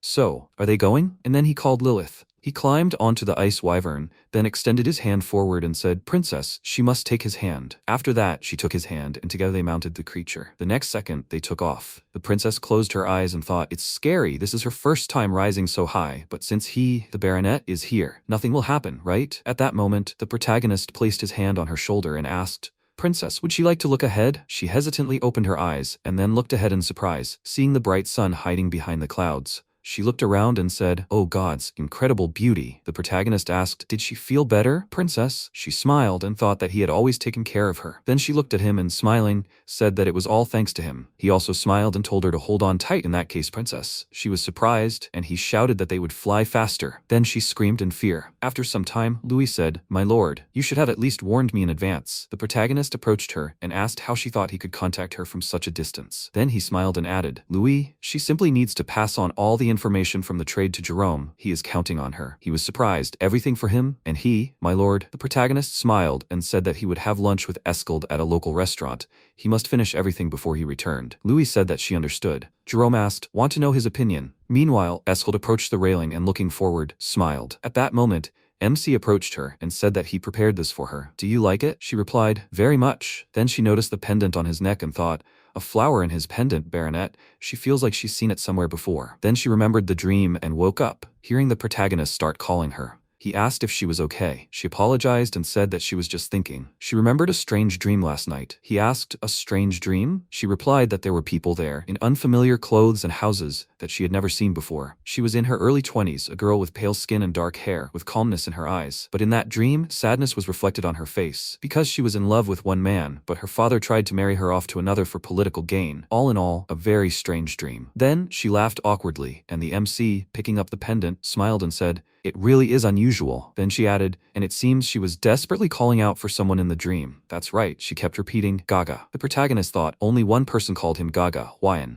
The protagonist clutched his pendant to his chest and was silent for a moment. Escald turned to him and asked if everything was all right. He replied yes. He'd simply paused for a moment. Let her forgive him for that. The food was getting cold, and they should begin eating. Escald informed him she had a request. Every time he called her princess, she felt a distance between them. If he didn't mind, from now on, he could simply call her Escald. She was happy to ask, and Mudok looked at her in surprise, recalling the outline of Hwayan's body. He smiled and replied, okay. After a while, they were finishing their meal, and Jerome asked if he'd enjoyed the food. He'd finished his business with the Tenston trading house. Escald asked again, have they been to that trading house? She'd never heard of that name before. Was there such a place in the Drake Kingdom? The protagonist, perplexed, replied that he hadn't told her about this. Tenston wasn't located in Drake, but rather in the kingdom of Gaia. Escald's eyes widened in surprise. This kingdom is a powerful nation in the northwest of the continent, ruled by queens for generations. It's even called the Land of Women. The Royal Knightly Order of Gaia, composed entirely of women, is particularly renowned here. Their strength rivals even that of the Wyvern Knights of the Zeb Empire. They've achieved much, but she didn't expect it to reach this kingdom. Her arrival wouldn't cause any diplomatic complications, right? Jerome tried to say something when suddenly the Yeti fell onto their table. Escald covered her mouth with her hands and apologized to Jerome, asking him to continue. Jerome, in turn, told her not to worry about it. They were currently supplying that kingdom with ice ogre skins, which were in high demand. demand. Luna noticed this and suggested opening a workshop for Carinol's company here and establishing direct trade. The protagonist suggested that leather already sells well, so was there any point in them producing these items? He replied that in Gaia, the queen is on the throne, and most of the nobles are women. If they started making clothes and bags to suit their tastes, it would set a fashion trend and significantly increase profits. Luna also said she knew a leather craftsman from Carinol. If he agreed, they could start right away. The protagonist reflected that, as expected, appointing Luna as head was the right decision. He replied, "Okay, he'll get the necessary raw materials, and they can get down to business." Jerome thanked him and bowed.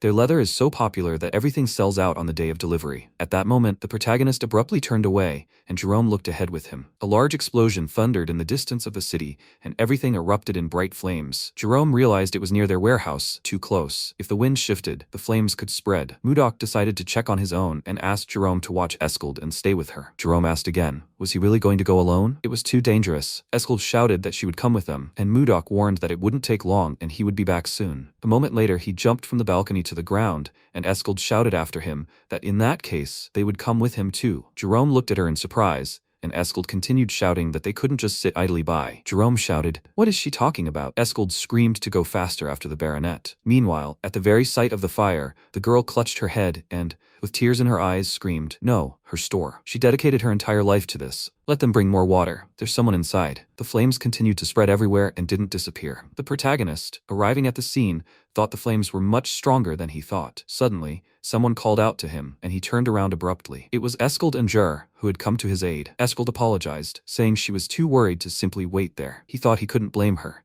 because if their places had been reversed, he would have done the same. They heard someone screaming for help, and the protagonist realized there was a person in the building. Eskald called him by name, but he silently looked toward the building and suddenly leaped high into the air to climb into the flames. Everything inside was gradually destroyed by the bright flames, and Mudok found himself inside the house. When he arrived, he looked around and, using his magic, cast a spell, the Divine Ice Palm. Thanks to the ice that began to spread throughout the building, the fire gradually died down, and in the middle of it, he spotted an unconscious girl. He touched her neck to check for a pulse and realized she was still breathing. He grabbed her in his arms and realized she was very lucky to have survived such a fire. The house began to collapse due to the bright flames, and all the parts of the structure began to fall directly on Mudok's head as he tried to exit the building. Suddenly, a sharp shard approached his eye, and he was stunned by what he saw. Using his magical powers, he extinguished the fire with ice. Jerome realized it was magic of the 8th circle. No, it was even ice magic of the 9th circle. When Mudok emerged from the building with the girl in his arms, Eskald's mouth opened in admiration and joy. She cried, "Baron?" One day, the queen and her subordinate were sitting at the table. He reported that they had detected signs of rebellion. She grabbed the glass and asked again, "Rebellion? Who dares to act like this and defy her?" The subordinate cried out, "Your Highness." He extended his hand to her, but a moment later she still lost consciousness. After a while, the girl opened her eyes and found herself in bed. She looked around and wondered where she was. She saw an open crack by the door and looked inquiringly through it. When she entered the common room, she saw the guys gathered there. Luna was pleased to see her and asked if she was awake yet. How was she feeling? The girl looked around and wondered what this place was. Luna replied that it was the Carilun firm. The girl thought about it, having heard that the firm had recently become popular due to the leather trade.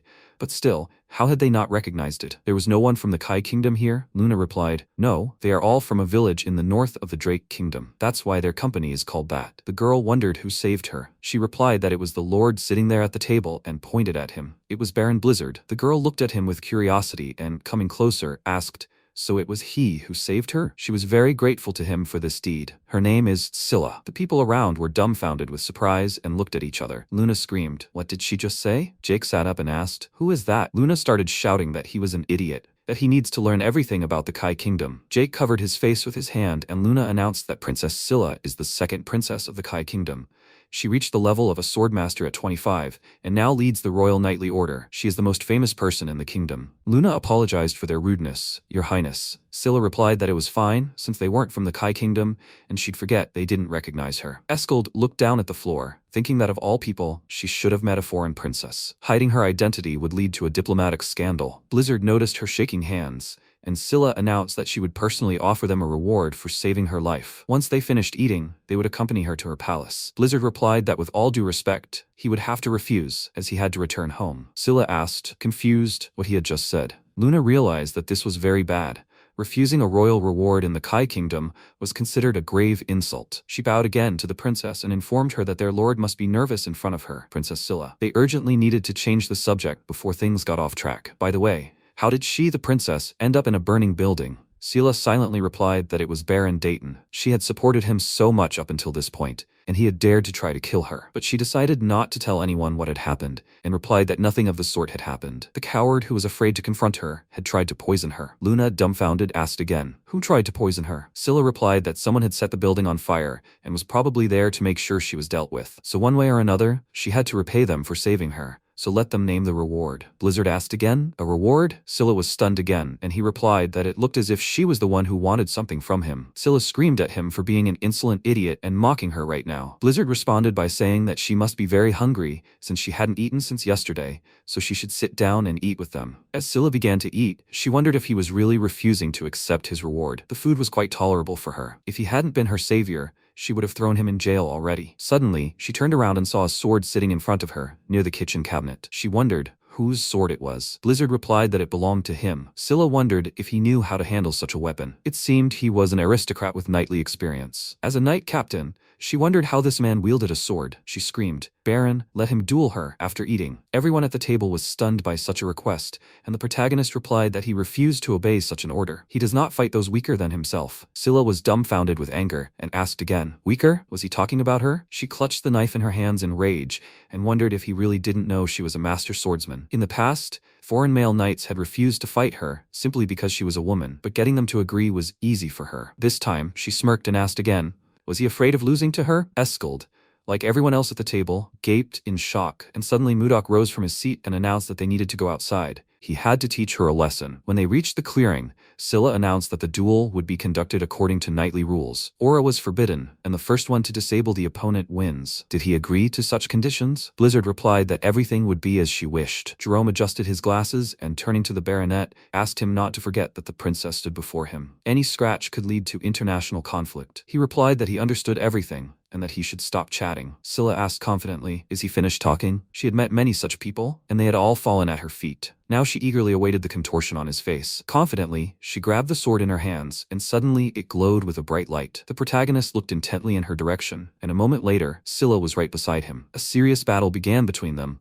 and Scylla realized that he had parried her sudden attack, meaning he wasn't bluffing. With these thoughts in mind, she continued her attacks, but the protagonist abruptly turned around and, using his powers, parried another attack before retreating. The two opponents exchanged glances, facing each other, and Scylla continued her attack, reflecting on how he was doing it almost motionlessly, effortlessly, and how he was able to parry all of the swordsman's attacks. This man was incredibly skilled. With these thoughts in mind, she continued the fight, but the protagonist managed to jump aside from her attack again and flew into the distance. When he looked down, he carefully observed Scylla's every move, attempting to destroy her opponent with sharp movements. A moment later, they were far apart, and the protagonist used his technique to destroy his opponent. He looked into the distance and considered, like a master of style, a penetrating copy who had achieved enlightenment, a mad flurry of continuous strikes. If he simply parried the attacks, everything here would be in ruins. A glance lingered between them again, and he decided to end it all with one blow. At the moment of battle, Scylla attempted to kick him, but was suddenly struck squarely in the stomach. Blizzard grabbed her by the neck and flipped her over, slamming her into the ground several times. She screamed, "Blizzard!" Her face was filled with anger, her teeth clenched in hatred, as the protagonist brought the tip of his sword to her throat. They remained in their position for a moment, and Blizzard asked her to admit defeat. Scylla screamed, "No, not again." Jerome tried to intervene, saying they had both fought brilliantly. He clapped his hands and suggested that perhaps they should return inside and continue their meal. Scylla replied that if he didn't agree to a rematch, she would file an official protest with the Drake Kingdom. Jerome was dumbfounded. He had hoped that wouldn't happen. Blizzard replied that admitting defeat was part of a warrior's valor, and she, the princess of a great power, was acting like a child. Scylla rose to her feet and asked again what he had just said. Was he talking about her? She grew even more enraged, and using her magical powers, began screaming loudly. What did he even know to say such things to her? Suddenly, the tip of the protagonist's sword appeared in front of her again, and she froze. Everything around her froze again, and she knew she had just lost twice without even noticing him move. At that moment, Mudok asked her, how do they treat saviors in their kingdom? Had it never occurred to her that he held back because she was a princess? She should think about it carefully. Which of them had behaved with dignity? Scylla knelt on the ground, her head bowed in sadness, wondering why she couldn't defeat him. If she accepted defeat, all her achievements would evaporate. She recalled childhood memories of holding a gold medal and shouting, "Mom!" She'd won first place in the fencing tournament again. Her mother responded in amazement, "Wow, their daughter is truly a miracle. She'll become stronger and be able to protect her mother and sister, and she'll also become the sword of Gaia." And she'd been that sword her whole life, protecting the kingdom. She'd become the one no one could cross. That's what she'd worked so hard for. And who was this man anyway? The protagonist looked down on her and was silent for a long moment. Suddenly, Eskeld approached him and called his name. Mudok ignored her and told Scylla to choose her opponents wisely from now on. "Miss Eskeld," he said. "Since they were returning to Carolyn tomorrow," he suggested, "let's take a stroll around town." Eskeld was delighted and replied, "Yes," after which Mudok put his arm around her waist and said, "Jerome, let him tell Jake to buy him a couple of swords. All his blades have become dull." Jerome replied that everything would be done by the time he returned. Scylla watched the scene and abruptly called out to them, the two of them. Jerome and Luna were stunned, and Scylla, approaching them, asked if the woman next to him was the wife of a Blizzard baronet. Jerome replied, "No, he can't really reveal the details, but she is a noble woman from a noble family." Scylla recalled their relationship and wondered if they weren't married yet. After these thoughts, she turned to Luna and threatened to prepare the carriage, as she wanted to return to her palace. Luna replied that she obeyed her orders, "Your Majesty." At that moment, Scylla grew angry and clenched her fist, realizing that since becoming a swordmaster, she had never met someone stronger than her. His name was Blizzard, and if she had met such a man earlier, would she be different? Returning to the palace, she instructed her trusted men to find Baron Dayton. He had been found dead in his own basement, a note in his hand. Judging by the text, his family had been taken hostage. The bottom of the note was torn off. It likely contained the name of the person who ordered the assassination. The killer destroyed it after the massacre. Continuing her search for the person behind the assassination attempt, she found no clues or a name, but there was still one suspect. Sometime later, Scylla returned to her palace and was met by a maid who informed her that Princess Scylla had arrived. She sat at the table reading the letter. It was the first princess of Gaia who said they hadn't seen each other in a while. Her name was Rohan. Sometime later, when Scylla sat down at her table, Rohan shouted loudly, "What? Baron Dayton arranged this assassination attempt?" Scylla replied that it was indeed so. He slipped something into her wine and then started the fire. If that man hadn't saved her, she would most likely have died. Rohan jumped up from her seat and shouted, "Someone, let them bring Baron Dayton here immediately." Scylla replied that there was no need. By the time she reached him, he was already dead. Most likely, whoever tried to kill her covered their tracks. Rohan immediately approached Scylla, hugged her, and said, "She is my beloved little sister." She had been too careless, thinking that because she was a master swordsman, she would always be fine. The main thing was that she was still alive. How glad she was about that. At the moment when she said this phrase, she looked at the back of Scylla's head with a terrifying expression on her face and bright red, angry eyes. Scylla, meanwhile, wondered in her mind, was she really upset that she hadn't died? Even though all the evidence pointed to her, she refused to believe it without good reason. She recalled their younger years, when they had had fun and were close friends. Suddenly she remembered Blizzard's features and wondered how he would have acted in this situation. Suddenly she froze and screamed, "By the way, sister?" She grabbed her by the shoulders, and Rohan wondered, "What's wrong?" Scylla asked, "Wasn't she planning to go with the delegation to King Drake's birthday party?" She answered, "That's right." And Scylla asked if she could go in her place. Rohan backed away a little and asked, "So what if?" After all, she always avoided such events. Let her not say that the one who saved her is in the Drake Kingdom. Suddenly, Scylla was stunned by what she heard, and Rohan asked again, "So she wants to see him, huh?" Scylla lowered her gaze and suddenly stood up, shouting angrily, "That's not true." 3 days had passed since they returned from Tenston to Carolyn. After Justine's attack, they feared the ice flower and tamed wyverns would be discovered by the enemy. For security reasons, diplomatic meetings and receptions were moved to the palace they had previously used. Today was the day of Eskeld's departure. Time had flown by too quickly, and so much had happened since then. A flood of memories flooded his mind, and as he left the room, he opened the door slightly and said, "At least today everything is calm." Suddenly, Jerome appeared behind him, clutching a multitude of objects. He shouted sharply, "My lord, Captain Scylla is about to attack. They need to immediately begin implementing the plan to strengthen the army." At that moment, Eskeld approached them and said that if she confessed, she would also be worried. After all, she was the princess of the kingdom of Gaia, and worried that this could result in a diplomatic scandal. Blizzard looked ahead and realized he had seen this many times before in the Central Plains. The proud look of a true warrior, she wasn't one to blab about it. He lowered his gaze and asked Eskeld not to worry about it. Victory was ultimately his, and he was sure she understood everything. But if something were to happen, she should use this item for communication. He handed her a special box, and Eskeld covered her open mouth with her hand in surprise. It was a communication stone made of mana stone. With this stone, they could transmit messages without the help of a mage. Even the distance between the Drake and the White Palace was no obstacle for this stone. Eskald cried out, "Is this really possible?" Mudok asked her to contact him at any time. After a while, they emerged outside, and a maid announced that it was time for them to leave. "The carriage is ready." Mudok approached Eskald and whispered in her ear that the world had not yet learned of such stones, and that she should use them secretly when no one was around. In case Justin is up to something, Jake will keep an eye on her from the air. Eskald smiled and thought that she could immediately see that this was no simple thing, just like that handwritten letter. His actions and words revealed his attitude toward her. She smiled and shyly thanked the baronet for the item. After these words, she climbed into the carriage and rode away from the palace. The protagonist watched and followed her with his eyes, then realized that now he was only a baronet, an unbridgeable gulf between him and the princess. Like heaven and earth, he needed to rise higher to earn the right to be near her. Perhaps it was time for them to visit that very place. Jerome wondered what he was talking about. After a while, he adjusted his glasses with his hand and wondered in horror what was happening here. They entered a room containing many destroyed people, some still conscious. Jerome screamed, "Who are these people?" Mudok replied that these were the ones who tried to kill him. Jerome asked if he was talking about the mercenaries who worked for Justine. The protagonist replied, "Yes, that's them." Jerome asked again, "Does Justine know about this?" Mudok replied, "No, he probably thinks they're all dead." He locked them up without food to see how long they could last. It had only been 10 days. Many cried out for help in trembling voices. Compared to the assassins of the Central Plains, their skills and endurance were simply insignificant. Suddenly, he noticed something amiss and took notice. Only those two guys were worth anything. He turned to Jerome and asked him and Shuart to bring them some food. Jerome replied that he understood everything, and Mudok began to think that it would take time for them to become anything. Jerome, meanwhile, informed Shuart that he should try to complete the task as quickly as possible. After some time, they fed the people, but Shuart warned them to eat slowly, otherwise they would be ill. Jerome suddenly turned to the protagonist and asked why he had left them alive. He replied that he was planning to turn them into an assassination squad. Jerome, frightened, asked again what he meant. Why would he need that? Suddenly, he realized something and asked, was he really planning to sick them on Gaia before the invasion? If not that, then the Ice Wyverns, now assassins, were he really planning such a rebellion? What was he even thinking? Mudok only smiled his sinister smile and bared his teeth. Sometime later, they returned to the room, and Jerome turned to the protagonist and asked if the Ice Wyverns and the assassin weren't too serious. The inspection had only gone smoothly thanks to the princess, and next time, they could be accused of treason.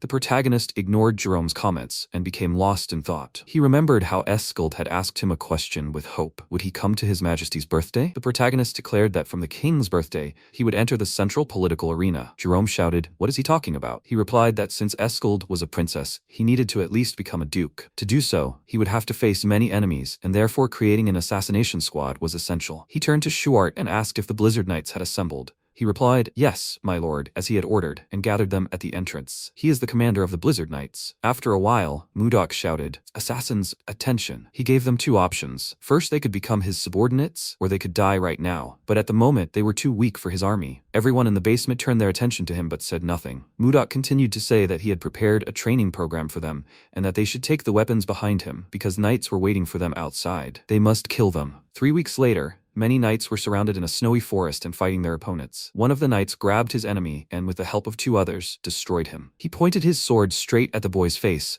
who screamed in fear, when suddenly the knight picked up a stone and said, "One is ready. Today they can eat." The boy clutched his chest and cursed. One of the knights noticed Mudok standing at the end of the spruce tree and shouted at him to sit there. Mudok grinned, thinking that 3 weeks had already passed since the joint training of knights and assassins. The rules were simple. Participants were given emblems, and capturing or breaking an opponent's emblem was tantamount to death. Defeat occurred when one side lost all emblems. It sounds simple at first glance, but nothing teaches better than competition. The losing side would be without dinner, so they wouldn't slack off. But the knights asked, "Aren't they supposed to actually kill?" He replied that imitation would suffice. Both sides needed training, and everything had gone quite well. He stood at the summit and watched the battle unfold again. Jerome had cast a tracking spell on all the assassins, and if anyone left the designated area, a signal would flash. He noticed a red signal among the fir trees, which was on one of the guys who was trying to escape. The protagonist said, "He's done this 10 times already, Miller. He's still trying to escape from here." He clearly said that next time would be his last. Miller replied that he didn't have time to play these games, and they fought again. A moment later, he was destroyed and lying face down in the snow. Another member of the team apologized to him and asked him to be magnanimous. It was the assassin captain, Baker. The protagonist asked, "Baker, why is he so persistent in trying to escape?" Baker replied that he had said he needed to take revenge on an enemy. The protagonist asked him again, "What kind of enemy?" Baker replied, that Miller was different from those who became assassins for money. When he was a child, someone killed his entire family, leaving only him alive. He received information that the culprit would be at a celebration in the capital next month. Mudok remembered Eskald and thought about the celebration in that capital. Sometime later, Miller found himself in bed and, abruptly waking up, jumped up. The protagonist reported that at King Drake's birthday party,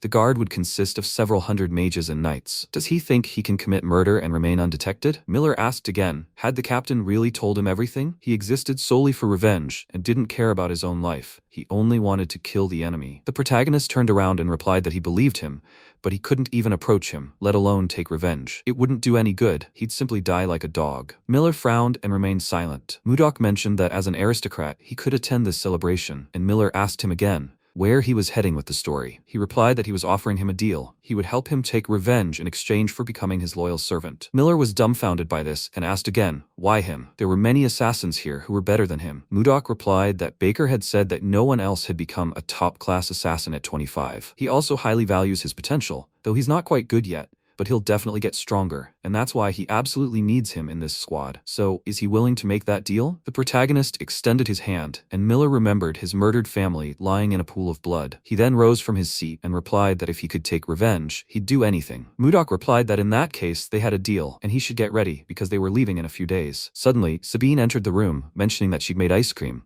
Miller blushed with embarrassment when he saw this girl, and the protagonist replied, of course, they should hurry before it melts. He clutched his chest, wondering how much this girl had affected him. Who was she? Sometime later, in the kingdom of Icarus, Duke Sergio shouted at his son that he was a fool, that he'd lost even with such an incredible artifact. He tried to object, when suddenly his father shouted, silence. Justin bowed his head in disappointment, and Sergio wondered if Blizzard was continuing to get on his nerves. He called his servant Roxlin, and asked if he could handle it. Roxlin replied that the Count shouldn't worry about it, as he would definitely stop Blizzard. After a while, the protagonist said that he was finishing his report, so they need to move 6,000 inhabitants of the new territories from outside the city to Carolyn, and he says they have 6 ice wyvern eggs? Max, the captain of the White Castle's guard, appeared before him. He said, that's correct, my lord. So when will the inhabitants be moved? The protagonist slumped in his chair, put his feet up on the table, and said in a relaxed tone that they would deal with Jerome a little later. There was something more important. Jerome asked again, what did he mean? He replied that he didn't know what to give Tomilov III for his birthday. Everyone around him stood dumbfounded,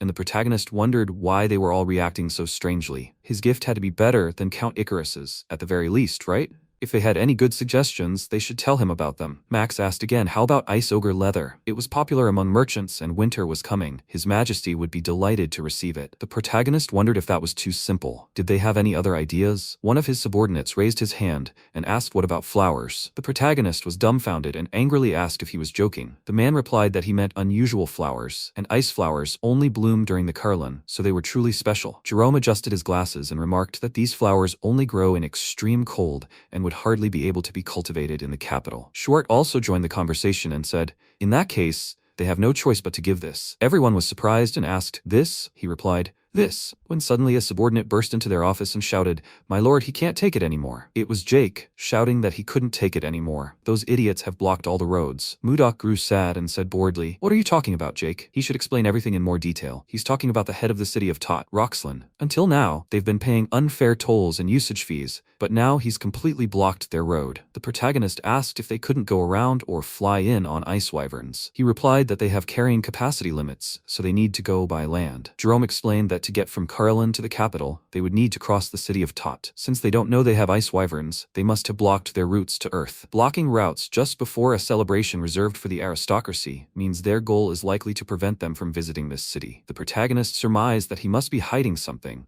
But why is he trying to block him? He thinks Viscount Roxlin has increased his power with the help of Count Icarus. Justin recently returned and Count Icarus most likely had something to do with it. They simply have no choice. If they provoke them first, they must respond. Jerome asked, of course, but he's not thinking about a territorial war, is he? Mudok asked, a territorial war? It's literally a war between territory owners. As long as they don't violate royal laws, even the king can't interfere. However, to start a territorial war, they must inform the king. They must also officially declare war on the enemy. The only way to avoid officially declaring war would be if they completed it before word reached the king. In that case, they would report it only after forcing the enemy to surrender. Mudok thought it was perfect timing, the perfect chance to test what they had been preparing. He shouted at Schwart to leave only a minimum force in the territory and prepare to depart. He shouted back that he understood the order, and was getting down to business. After that, the protagonist ordered the assassin squad to remain on standby for now, and to first send Miller alone on reconnaissance in the city of Tot. Max replied that he understood, after which the protagonist pointed his finger towards Jake and told him to prepare a squad of wyverns for dispatch. He shouted, "What? But their squad only has 20 men. Isn't that too few to be involved in a territorial war?" The protagonist asked again, "Too few? And he really is the commander of the Wyvern Knights? Even so close to the Wyverns, he still doesn't trust their power?" Jake was stunned by what he heard and couldn't respond. He realized he was right. After all, he was one too.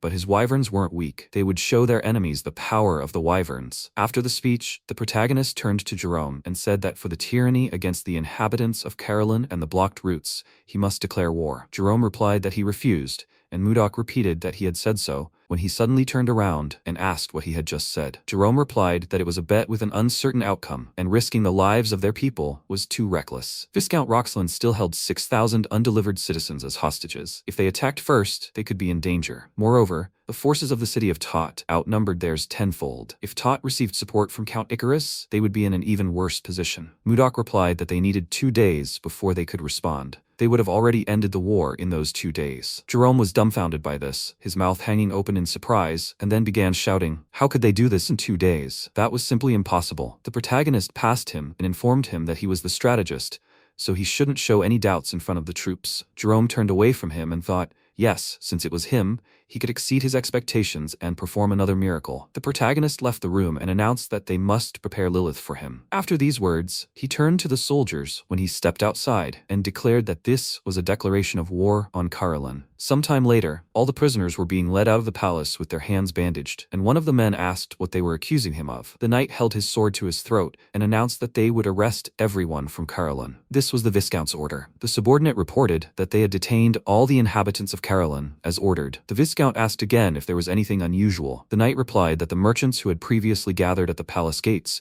no longer appeared. He replied that these fools had finally realized they wouldn't open the gates. Without food supplies from outside, Carolyn, bound by ice, couldn't hold out for long. The mountainous terrain prevented access to the capital without passing through Tods. The inhabitants of Carolyn were likely starving, and soon there would be a gathering of nobles, to which everyone was obliged to attend. If he didn't show up for the king's birthday celebration, Blizzard would lose his title, and then he would seize Carolyn. It was his perfect plan. Roxland decided to go against Duke Icarus, whose power exceeded that of the king. It was tantamount to treason, and if he pulled it off correctly, he would become a marquess. That was his goal. After a while, he turned toward the window and wondered if there had been a shadow there, or had he imagined it. His subordinate also gaped in shock, looking toward the window where they saw a huge moving body. It was Lilith, who had smashed the window, sending shards flying all over the Viscount's room. The Viscount became enraged and wondered if it was a wyvern. They were only found beyond the Lazar Ridge, so where did they come from? Suddenly, Mudok appeared and asked if he was Roxland. Roxland asked again who he was. Sweat poured down his face from fear, and he shouted for him to state his name immediately. The protagonist said, "He is the Lord of Carolyn." Roxland was stunned by what he heard, and realized that the person standing before him was Baronet Blizzard. At that moment, Mudok reached into his inner pocket and used his magical powers to cut off Roxland's ear. He dropped the letter, which stuck into the tiles on his floor, and declared that it was a declaration of war. He would return in an hour. Roxland didn't respond and looked at him in fear, when suddenly several knights appeared in the room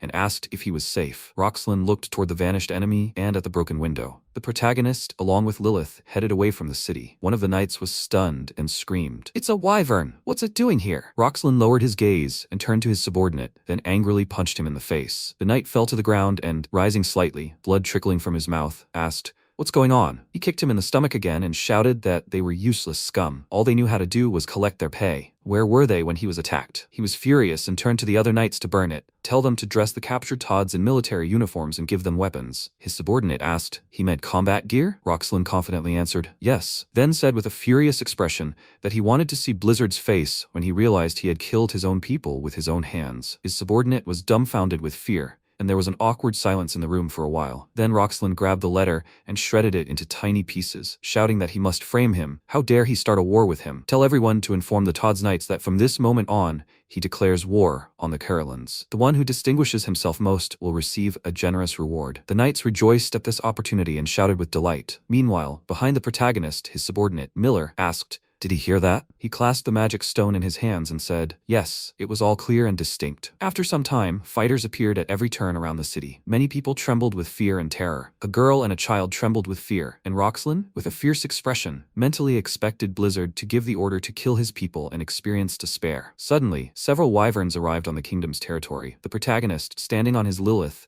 looked confidently ahead and shouted for them to attack. A moment later, the wyverns began to fight, and many defenseless people in the city wondered what was happening. Roxlin too was frozen with horror and asked, "What is this?" A multitude of birds appeared in the sky, approaching their palace. He shouted, "Could that be a squad of wyverns?" They began to attack their palace, easily attacking the entire city and the surrounding knights. All the buildings began to crumble, and stones flew everywhere. The girl shielded her child with her body and also screamed in fear, tears in her eyes, when suddenly silence fell between them. She turned and saw Jerome himself protecting them, forming a magic circle. He shouted, "Blizzard Knights, soldiers in the fortress, residents of Caroline, first platoon, they must evacuate the residents to safety. The rest must quickly penetrate the ruined wall. They must show the army of this city the power of the Carolans." After the order was given, the subordinates and knights began to fight their enemies. Roxlin was dumbfounded by what he saw and heard, and wondered how he knew the soldiers outside the fortress gates were prisoners. And when did Caroline even become so strong? The wyverns were literally devouring people and knights. The protagonist was already in the center of the city. He landed and looked confidently ahead at the knights. They wondered where this monster had come from. Was it their imagination, or was he alone here? They decided to attack him all at once and rushed into battle, when suddenly Mudok used his magical powers and, with a flick of his fingers, destroyed his opponents. He brushed away the smoke and walked toward the fortress. That was all that remained. He looked into the distance into the forest at the frightened and trembling knight. Roxlin screamed, "What are they doing? They should fight now." Across from him, only a few trembling knights remained, terrified. He screamed, "Can they really call themselves knights after this?" He sent a man to the Duke of Irucus asking for reinforcements. If only they could hold out until they arrived, then his victory would be assured. One of the knights grew angry and turned around, elbowing Roxlin, who fell to the ground and began screaming in pain. The knight yelled at him, "If he wants to die, then let him die himself, you pig." Roxlin turned around and screamed in fear. What did they just say? He suddenly saw the wyvern's eye right in front of him, and then protagonist appeared. Mudok remarked that Lilith shouldn't eat that garbage, as it would give her indigestion. He approached Roxlin, who addressed him by name. He frowned and immediately fell to his knees, declaring that he had been wrong and was admitting defeat. He couldn't disobey the Duke of Icarus's order. Please, let him spare him. He was begging for mercy when they suddenly reported that they had captured a soldier heading for the Duke of Irakis's domain. Roxlin was dumbfounded by what he heard and realized the situation he was in. The protagonist spoke. It must have been difficult for him to lie, knowing he himself didn't believe it. For daring to oppress his people, he would atone for his guilt with his life. With these words, Mudok used his magical powers to destroy the enemy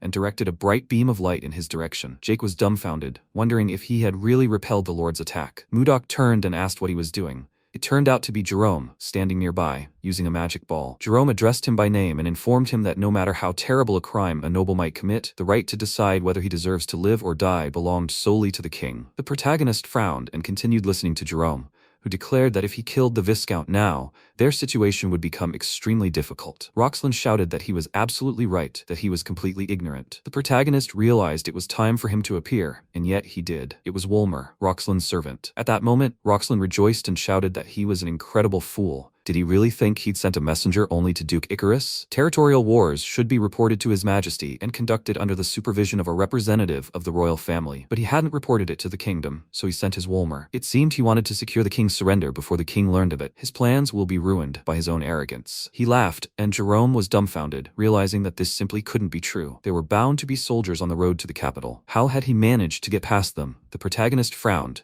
but suddenly a smile appeared on his face, and Roxlin wondered, what? Had he completely lost his mind? The protagonist said that now he could reveal his true face. At that moment, Volmer began to peel off his skin, causing everyone around him to be stunned by the horror they felt. It turned out that Miller was hiding behind Volmer's mask. Roxlin wondered, but how did this happen? Since when had this happened? Miller punched his chest and declared that he had fulfilled his task. At that moment, Mudok informed him that the Code of Laws on Territorial Warfare contained a clause that permitted an attack without prior notice on anyone who had violated royal law. Roxlin was stunned by this, and the protagonist continued to report that he had sold the inhabitants of Caroline into slavery. Slave trading is prohibited in the Kingdom of Drake. After these words, he used his magical powers, and Roxlin realized he'd gone to great lengths to claim this position. If he lost his title lands now, his life would be lost, and Duke Icarus would simply kill him. Fear appeared in his eyes, and he turned and ran toward the forest, screaming that he didn't want to die. But when he looked back, he saw Mudok appear above him, glowing with a bright magical light. His leg was trapped in an ice block,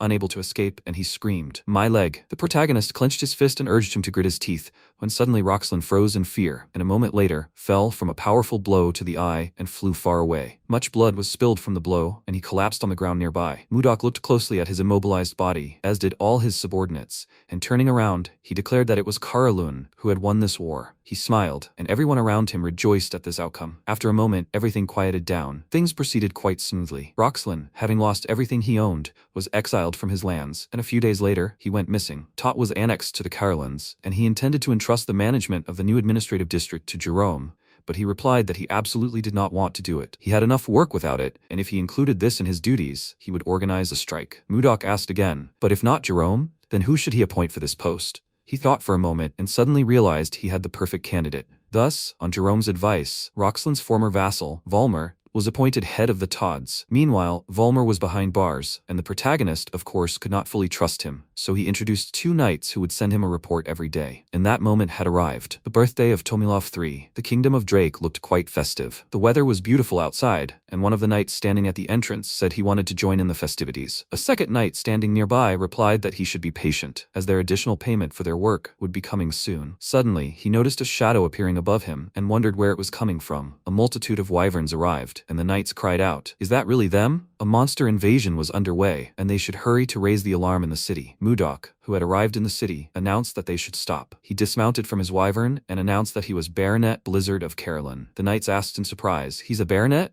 So he's the magical guy who saved his majesty? Were these wyverns tamed?" The protagonist pulled an invitation letter from his pocket and announced that he had arrived to visit his majesty. After some time, the palace was in a stunningly festive mood. Everything sparkled with gold and wealth. Many people in beautiful attire had gathered for the celebration. One of the representatives announced that Baron Blizzard was entering. The doors opened and Mudok entered the room and looked around. Those around him stared at him, commenting on what an incredible man he was. They said he saved his majesty, right? Someone had heard he could use magic higher than the 5th circle. At that moment, Scylla noticed his presence and asked, "So he's come?" The protagonist turned to her and she replied that she was glad to see him again. How was he doing? He replied that he was managing well, and an awkward silence ensued. Then she asked, shouldn't he ask how she was doing? He handed her a glass of drink and told her to back it up. His assistant said that at parties, girls always drink first. She looked closely at the liquid in the glass and, after an awkward silence, drank it, thanking him. Afterwards, one of the event's hosts announced that Her Highness Princess Dafrine of the Kingdom of Hyzen and Count Ainos had arrived. Those around began to comment on Princess Dafrine's unchanged beauty. Was this the same Count Ainos whom Liard II had matched with the princess? They were quite compatible. The protagonist wondered if Ainos was the one mentioned in Edmund's letter, the great swordsman. Scylla wondered if they knew each other. The protagonist said nothing and mused that for some reason he felt out of place and replied that he didn't know him. Scylla remarked that now that he mentioned it, the woman he was with that time wasn't here. He asked again, was she curious about her? Scylla replied, no, she was just asking because she didn't know many people here. He asked her to wait a bit, as she always made dramatic entrances. The servant announced that the main star of the event had arrived, His Majesty, King of the Tomals III of their kingdom, Drake. At that moment, the gates opened and the king entered with his daughters, among whom was Eskald. Scylla, upon seeing her, was dumbfounded with horror. Could this woman really be the princess of the kingdom of Drake? Was this the dramatic entrance he was talking about? At that moment, Eskald lifted her dress to sit down on a chair near the throne, when she was suddenly dumbfounded by what she saw. She saw Mudok among the crowd, standing with Scylla. She was furious and wondered what she was doing here. She had heard that the first princess, Kai, would be arriving. She also didn't like the fact that she was standing next to the Baron. The people around him began to congratulate the king on his birthday. The king thanked them for coming to celebrate his birthday. He hoped they would all have a wonderful time and raised his glass. Eskald turned to him and asked what gifts he would receive this year. She was already very excited. Tomalov grinned and said, yes, he suggests starting with that. He was informed that a gift from Duke Icarus, His Majesty, would now be presented. Sergio approached with a box in his hands, and opening it, revealed a ring. This ring would protect him from now on. It could neutralize all offensive magic below Circle 4. The king realized it was an artifact. The protagonist heard about this and wondered, an artifact? Scylla noted that this meant an object imbued with magic. Since magic above Circle 9 does not exist in their time, these are priceless relics. If this is an artifact imbued with high-level nullification magic, then it's simply invaluable. The king thanked him for such a rare gift, and the duke replied that he congratulated him again on his birthday, His Majesty.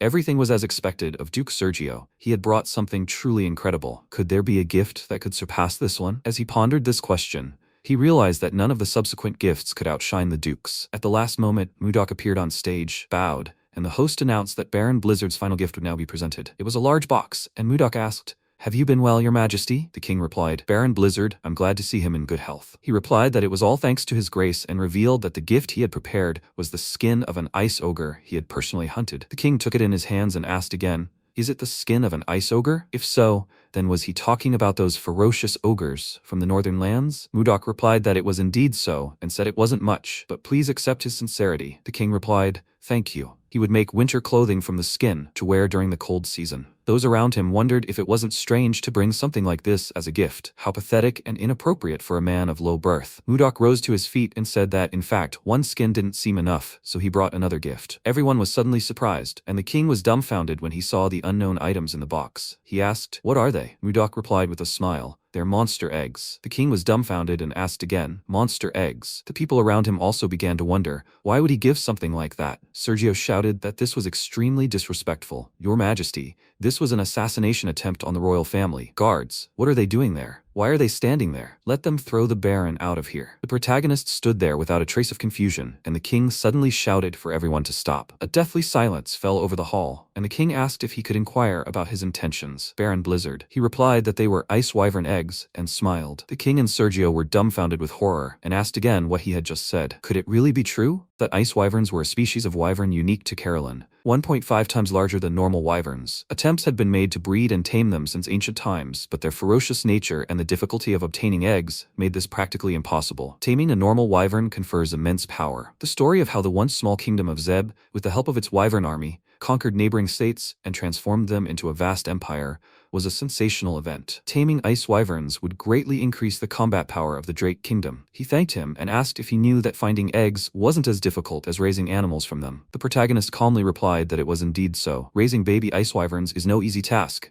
but there's a catch. He called Lilith over, and instantly an ice wyvern flew to the window. MC remarked that he tamed this wyvern when it was still a hatchling. He'd pass on the training methods to the royal trainer. If, when the wyvern hatches, they let it remember the king's face well, it will recognize him as its parent and follow him. 2 of these eggs are destined for beautiful princesses. The ice wyverns will become formidable guardians of the royal family. Tomilov was surprised to note that he'd taken care not only of him, but also of his daughters. He's a truly thoughtful man. Now the Drake Kingdom is just one step away from becoming as powerful as Zeb's empire. This is the best gift he's ever received. He thanks him from the bottom of his heart. The protagonist said that if he's happy, then he's content. Eskald smiled, thinking about the message he'd sent a few days ago asking him to wait. So that's what it meant. Sergio nervously wondered how he'd even gotten the wyvern eggs, but he prepared something for him. He called out to the king and said he had something important to tell him. Did he know that 2 days ago, Baron Blizzard had sent armed forces to Viscount Roxland's domain? Confused, Tomilov asked why Caroline would attack Todd's. Sergio replied that he'd started a territorial war.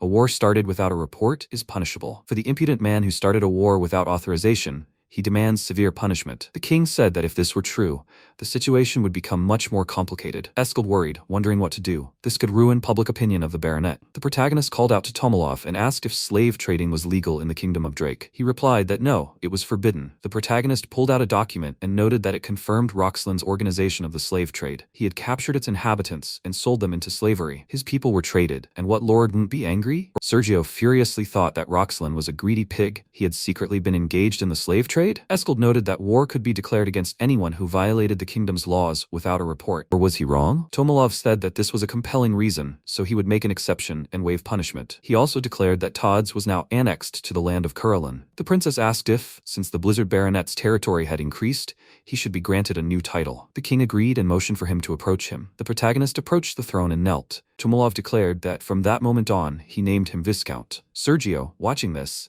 furiously thought that he would do anything to destroy him. After this, the protagonist went out onto the balcony to get some fresh air and reflected on how, because of the crowd of aristocrats, he hadn't even been able to talk to Eskald. But he was finally here. Just a little more and she would be with him. Suddenly, Inos came out onto the balcony. MC looked at him and thought that this was the Count from the kingdom of Hyzen. He furiously noted that he had finally found Mudok. The protagonist, in shock, realized that he knew the language of the Central Plains. Inos closed the door and noted that he was his master's enemy. He had been searching for him for a long time. He grabbed the sword and magical energy formed around it. The protagonist thought it was the scent of plum blossoms. He remembered Zhang Punjin saying that if his student had been here, everything would have turned out differently. MC nervously wondered if this was the student he'd spoken of before his death. They dubbed him the best young talent in the Central Plains, Li Jinshan. A fierce battle ensued. Ainos charged his fist with his magic and delivered a powerful blow that sent the protagonist flying. Immediately after, the boy tried to finish him off, but Li Jinshan suddenly lunged and ended up behind him. The protagonist remarked that the rumor about him being the best young talent in the Central Plains was true. Ainos replied, "Don't put on airs. He'd been searching for him for 3 years. Rumors led him to his ship. Hiding there, he waited for an opportunity to kill him, but suddenly a powerful storm blew in. A light descended, and Li Jinshan came to his senses here. He hadn't forgotten his revenge for a single day. Finally, he would take his head. Now he could unleash the full fury of the volcano." The boy gripped his sword tightly and prepared for a powerful attack. MC thought nervously that this technique was unlike anything he'd ever seen. Perhaps even he would have a hard time deflecting it. Suddenly, Scylla came out to them and said with a smile that she'd been looking for him. What were they both doing here? He replied with a smile that it was the first time in a while he'd met a fellow countryman, and they'd chatted a bit. Ainos, with a serious expression, wondered, was this girl the second princess of the Gaia kingdom? Was she close to Mudok? Killing him in front of the princess would cause him problems. He was annoyed, but this time it was best to retreat. The guy apologized and added that he'd leave first, letting them converse calmly. Scylla replied that it was nice meeting him. After that, he entered, walked to the door, and, using the thought transmission skill, said that he'd deprived him of everything he held dear, and he too would destroy everything he cherished. Property, loved ones, everything, indiscriminately. First, the one he looked at with a gaze full of love, the princess of the Drake Kingdom. The protagonist exclaimed furiously, "Don't dare touch her. She has nothing to do with them." Ainos replied that it depended on his behavior, so he should behave well. Scylla noted with a smile that she thought this was a serious conversation. What happened between them? The MC, with a serious face, went into the building and replied that he was leaving. He had urgent business. Suddenly, she grabbed his clothes. He turned around in confusion and asked if she wanted to say something else. The girl excitedly replied that it wasn't that important, but how rude of him to leave when she found him herself. He should learn some etiquette. The protagonist asked with a serious face, "So, the princess has nothing better to do?" Distinguished guests from every country had arrived to celebrate His Majesty's birthday. Since he was a representative of Gaia, shouldn't she communicate with them? Why did she always bother him? The girl, horrified, wondered if she was bothering them. Were the other men trying to get her to say a word? Why was this man different? She replied, upset not to let him be mistaken. She simply wanted to congratulate him on becoming a viscount, and that was that. The protagonist calmed down and, apologizing, noted that his words had been unnecessary. He truly needed to leave on urgent business, and he thanked her for the congratulations. After that, he entered the main hall. Scylla approached the glass door, and seeing him standing next to Ehild, wondered if he had met her first. Would he have liked her? Well, now was not the time to think about that. She needed to take care of her life first. The girl approached the balcony railing and thought that the most important thing now was to escape her sister, who was about to kill her. She would return to the kingdom and do everything she could. Suddenly, she noticed Princess Daphrin and Jerome sitting together and wondered who that man was next to her. She had seen that face somewhere. She remembered. Was it Blizzard's assistant, Jerome? What were they doing here together? A little earlier, Daphrin remembered how her brother had indicated that she would be going to the kingdom of Drake as an ambassador, along with Count Ainos. She thought that if not for her brother's orders, she would not be here. The girl muttered under her breath that she wanted to run away quickly. Suddenly, at that very moment, Jerome uttered exactly the same phrase. Daphrin exclaimed in fear. "Who is here?" He apologized and said that he didn't think anyone would be here at this hour. The girl replied that he didn't need to apologize. She was just a little scared. The guy introduced himself and added that he was Viscount Blizzard's assistant. Daphrin also introduced herself and said that she was pleased to meet him. Jerome was horrified, wondering if this was Princess Heian, renowned throughout the continent for her irresistible beauty. He knelt down and, fearfully apologizing, said he didn't recognize her. Daphrin replied that everything was fine. She didn't care about such things. The boy replied that he would go then. He looked at her and thought he saw something sad in her face. Jerome asked if he could sit here too. He was waiting for the Lord to return from the celebration, if his presence wouldn't inconvenience her. The girl, finding him very attractive, became very shy and replied that he could do what he wanted. After that, they began to talk about pressing matters. Jerome complained to her that Blizzard was getting into trouble, and he was the one cleaning it up. He really wanted to run away from him. Did she understand? Daphrin noted with a smile that it seemed he had a lot of unspoken things to say to the Lord. He became shy and pointed out that he was the only one talking. She replied with a smile that everything was fine. She was interested. The guy asked why she said she wanted to run away. The princess, upset, replied that her brother was forcing her into an arranged marriage. She didn't want to dedicate her entire life to developing the country. This was probably too difficult a conversation, right? They were chatting so casually that she didn't even notice. Jerome replied that everything was fine. He wondered if he, a simple servant, could do anything to help the princess. If he could do anything, then he would use his mana to help her. Daphne became very embarrassed and wondered why her heart was beating so fast. She couldn't look him straight in the eyes. She thanked him, pulled away a little, and mused that he must be a mage since he was using mana. Suddenly, Ainos approached them with his guards. He remarked that he had finally found her. But who was this man? Jerome replied that he was just a mage passing by. He nervously wondered if this was the great swordsman. The boy bowed and said that since her guards had arrived, he would allow himself to leave. The count glared at him and asked if she knew His Majesty was planning a grand ceremony once the celebration was over. So let her begin by opening her heart to him. The girl nervously considered that her brother hadn't even consulted her. She said she would go first. Jerome, hearing this, wondered if she had a political marriage with Ainos. Daphne looked at him and, using telepathy, smiled and said that they would meet again in 3 days at this hour. After this, the girl and her guards left. Meanwhile, in the castle, Eskald was musing that small talk was tiring her. The protagonist approached her and, extending his hand, asked if she would dance with him. She smiled and readily agreed. Tomalov, watching them, called out to Cotton and asked if the two were close enough, or if he only thought so. He replied that he thought so too. The king looked at the girl and noticed he hadn't seen her smile so broadly in a long time. Can he answer him honestly? Does he think Eskald cares about Blizzard? Cotton replied that the Viscount was said to be doing well, but did he think that was possible? Until recently, he had been a commoner. Even for a Viscount, considering a relationship with a princess was unthinkable. No matter how outstanding his fighting skills, everything had its limits. It would be difficult to understand the complex relationships and interests of the aristocracy. He shouldn't harbor false hopes. After some time, the protagonist flew to Edmund on a wyvern and asked how he was doing. It seemed he now had something to live for. He grinned and replied that he had more than just that. Thanks to him, he was now the best merchant in the kingdom. Every day he felt a surge of strength. Why were they standing here? Let him come inside. After that, they entered his study and poured tea. Edmund noted that he had become a viscount by winning the Territorial War. So much had happened in such a short time. The protagonist replied that he had come to ask him for something. He needed to find a mansion. It had to surpass even the Icarus mansion in its luxury and splendor. Edmund smiled and said that he understood. It would be ready soon. He thought that he had finally begun. They would answer to the Akasa trading house and Duke Icarus, who had destroyed their royal trading house. This man could definitely defeat him and rise even higher. All he could do was provide him with funds so that there would be no shortage of funds. Suddenly, Edmund began to doubt and wondered why he was alone. Where was his servant? He was a viscount now, after all. The protagonist replied that he was carrying out his special assignment. He must find out who was behind the murder of the Miller family. Meanwhile, Jerome himself hid in the cafe and wondered, was he a slave? He entrusted him with everything. Is Princess Daphne okay now? Why does she want to meet in 3 days? At that moment, Leon, the head of the Information Guild, approached him, remarking that they hadn't seen each other for a long time. Jerome shook his hand and replied with a smile that he had too handsome a face to die. He chuckled and said that even if he died and was resurrected, his prince complex would still be there. So, what information did he come for? The guy put a bag of treasure on the table. Leon remarked that it was a bit much for surveillance. Was the target a big shot? He replied that he was simply fulfilling a request, so he himself did not know everything. The target's name was Miller Kramer. Leon, horrified, said that now he understood why the amount was so large. He wanted to kill him. Jerome, perplexed, asked what that meant. He wanted to know if he knew that everyone who investigated the Kramer family murder was dead. He hadn't heard anything about it.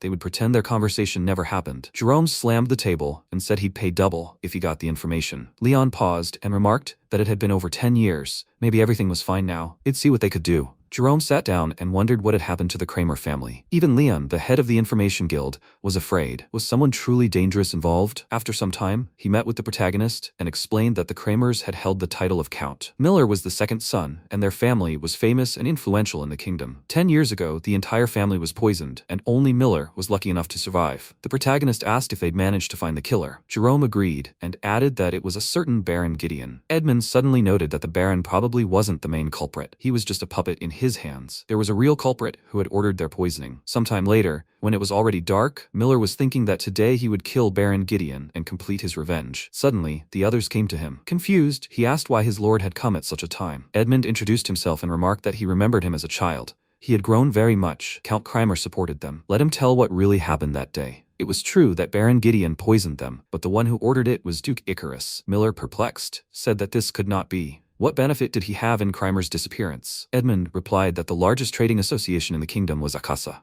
The actual owner was Duke Icarus. To raise Akasa, Icarus needed to eliminate the most successful association at the time, Roll, and the Kramer family. Miller, horrified, asked, Does this mean he worked for the man who killed his family? He laughed hysterically and started walking toward the exit. The protagonist asked where he was going. The guy, with a serious face, replied that he would kill Icarus. He noted that with his skills alone, he couldn't kill him, as he was a master swordsman. Miller furiously shouted that he didn't care. MC asked, "He understands that his actions are foolish, right?" He assumed his battle form and exclaimed, "What do you think he should do? Is he going to stop him?" The protagonist conjured an ice sword and replied that if he really wanted to leave, he should defeat him first. Miller armed himself and said that if that was the case, then that's what he would do. He quickly dashed forward and began to continuously attack him with magic projectiles, when suddenly the protagonist appeared behind him with lightning speed, and he mused that the attack aimed at vital points and the economy of his movements showed how diligently he had trained all this time. Miller, noticing him, tried to kick him, but he quickly dodged and instantly struck him directly in the vital point. The pain caused the guy to collapse on the floor. MC noted that he had touched a vital point, so he wouldn't be able to move for half a day. Suddenly, Miller began to stir and tried to get up. He noted in confusion that he hadn't shown him where these points were. "How did he do that?" the guy asked.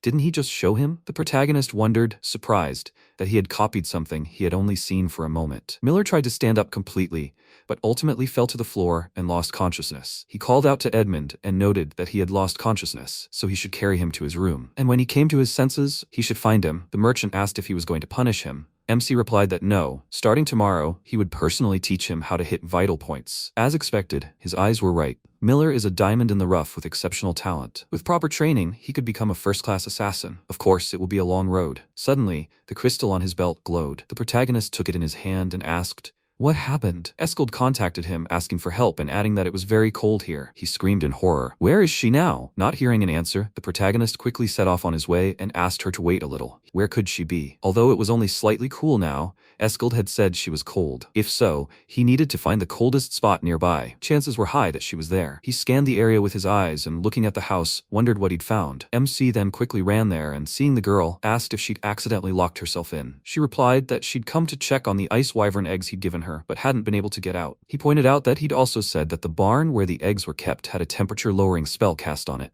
Why had she acted so rashly? Escald apologized with a smile and asked, "He came thanks to the communication stone, right?" The protagonist hugged her sharply and said he never wanted to lose her again. She blushed and hugged him back. Suddenly, a strange sound was heard from the barn. They looked in that direction and saw a baby wyvern hatch from one of the eggs. The MC smiled and asked if she could please clean the slime off the ice wyvern's body. Then he would consider her his mother. The girl smiled and wiped the wyvern, noting how soft and fluffy it was. Did he remember her now? He replied that she should at least introduce herself. Escald greeted the wyvern and said it was nice to meet her. In response, the beast smiled and squeaked happily. The protagonist said he thought the hatchling was female. She asked if he could tell by its appearance. He noted that ice wyverns, like chickens, are identified by their cloaca. He thought she was born healthy, so let her raise her well. Escald thanked him admiringly and replied that she would raise her beautiful and healthy. Sometime later, after the king's birthday, a formal title conferring ceremony was held. Thus, Mudok officially received the title of Viscount, and a Grand State Council was immediately announced. This is a meeting open to all the kingdom's aristocrats. Typically, at this event, members of the small state council are elected,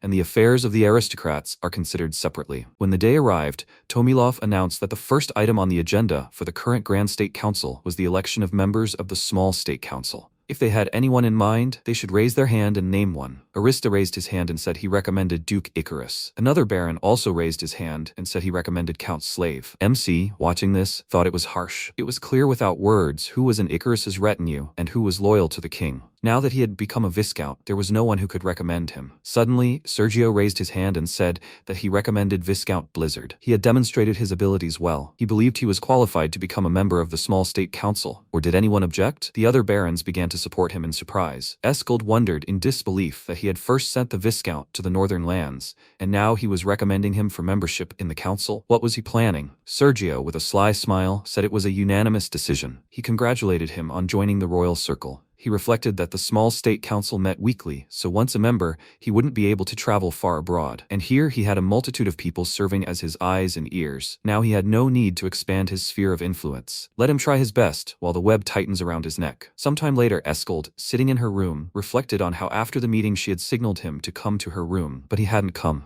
She exclaimed in fear, wondering if he hadn't understood. The protagonist appeared on the windowsill with lightning speed and replied that it was possible. So what did she want to talk about? The girl asked why Duke Icarus had recommended him to the council. He replied that he didn't know. Did she have any theories? Escald said absolutely not. but it was hard to believe he would do it without a reason. This was the man who openly sent assassins after her father and sent him far north. Clearly, he was plotting something behind their backs. But once he became a council member, they would be able to see each other more often, right? For that, they should thank Icarus. He was the one who would stop at nothing to achieve what he wanted. What would happen if he wasn't careful? MC replied that he would handle it, as always. She shouldn't worry so much. Suddenly, someone knocked on the door. Askell worriedly told him to hide somewhere. She turned around, but the protagonist had already left the room. 10 days ago, Jerome met with Daphne and asked if he had heard correctly. She wanted to escape, but where? She replied, anywhere. Could he take her somewhere where she wasn't known? The guy replied that he was a servant of Lord Carlin, and if it turned out that he helped her escape, a war could break out between the countries. Daphne asked, did that mean his promise was a lie? He promised to use his mana and help her. Didn't he remember that? This was the first time in her life. She traveled beyond the borders of the Heisel kingdom and spoke with people from abroad. After her father's death, her brother locked her in her room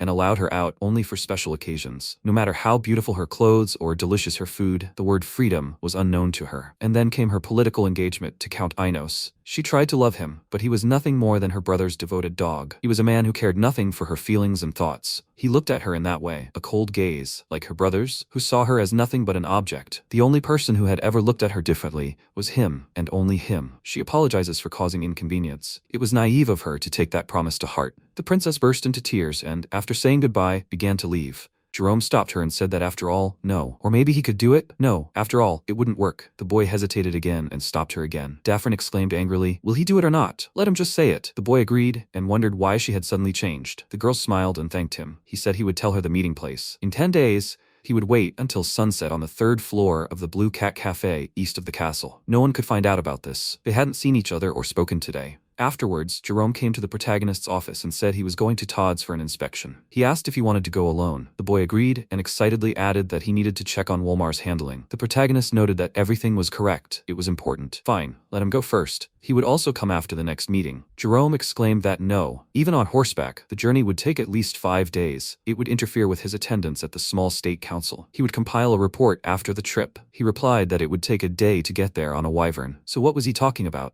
Jerome chuckled excitedly and said, yeah, right, there are wyverns. He'd completely forgotten it. MC asked what had happened. He hasn't been himself all week. He asked, is he talking about him? No, that's nonsense. The protagonist said that he'd assign him to deal with Todd's. Jerome thanked him, left the office, and thought about how tomorrow would be. Before, he would have refused, but now, this was madness. He had to stop immediately. After some time in the castle, Askell wondered what Icarus was even thinking. There was no reason to recommend the Viscount to the small council of state, but if the Viscount said he'd handle it, then everything would be fine. Right? They approached the entrance to the council chamber, and a guard shouted for everyone to greet His Majesty and Her Highness. Askell entered, and seeing the protagonist, gestured greeting. Tomilov approached his desk and announced that they would begin a small state council. The first item on the agenda was the matter of Duke Icarus. The man himself called out to everyone and said that what he wished to discuss today was related to Her Highness's marriage. Askell cried out in confusion. What is he talking about? He bowed his head and apologized if she found this too unexpected. Icarus noted that she had already turned 20 this year, and the situation was such that there hadn't even been a proposal yet. This had never happened in any royal family. He was concerned that the royal line might be interrupted. Therefore, he officially insisted on hastening Her Highness's marriage. One of the barons stood up and shouted, how dare he spout such nonsense under the pretext of concern? His face made it clear. Everyone present became enraged, saying that the Duke had said this openly because he was concerned about the future of the kingdom. So they were saying that everyone else wasn't concerned? Cotton slammed his gavel on the table and shouted for everyone to be quiet. Askell snatched the gavel from his hands and struck it furiously with the same command, causing it to break. After that, everyone calmed down and sat down. She handed over the broken pieces of the gavel and apologized for it. The princess called out to the king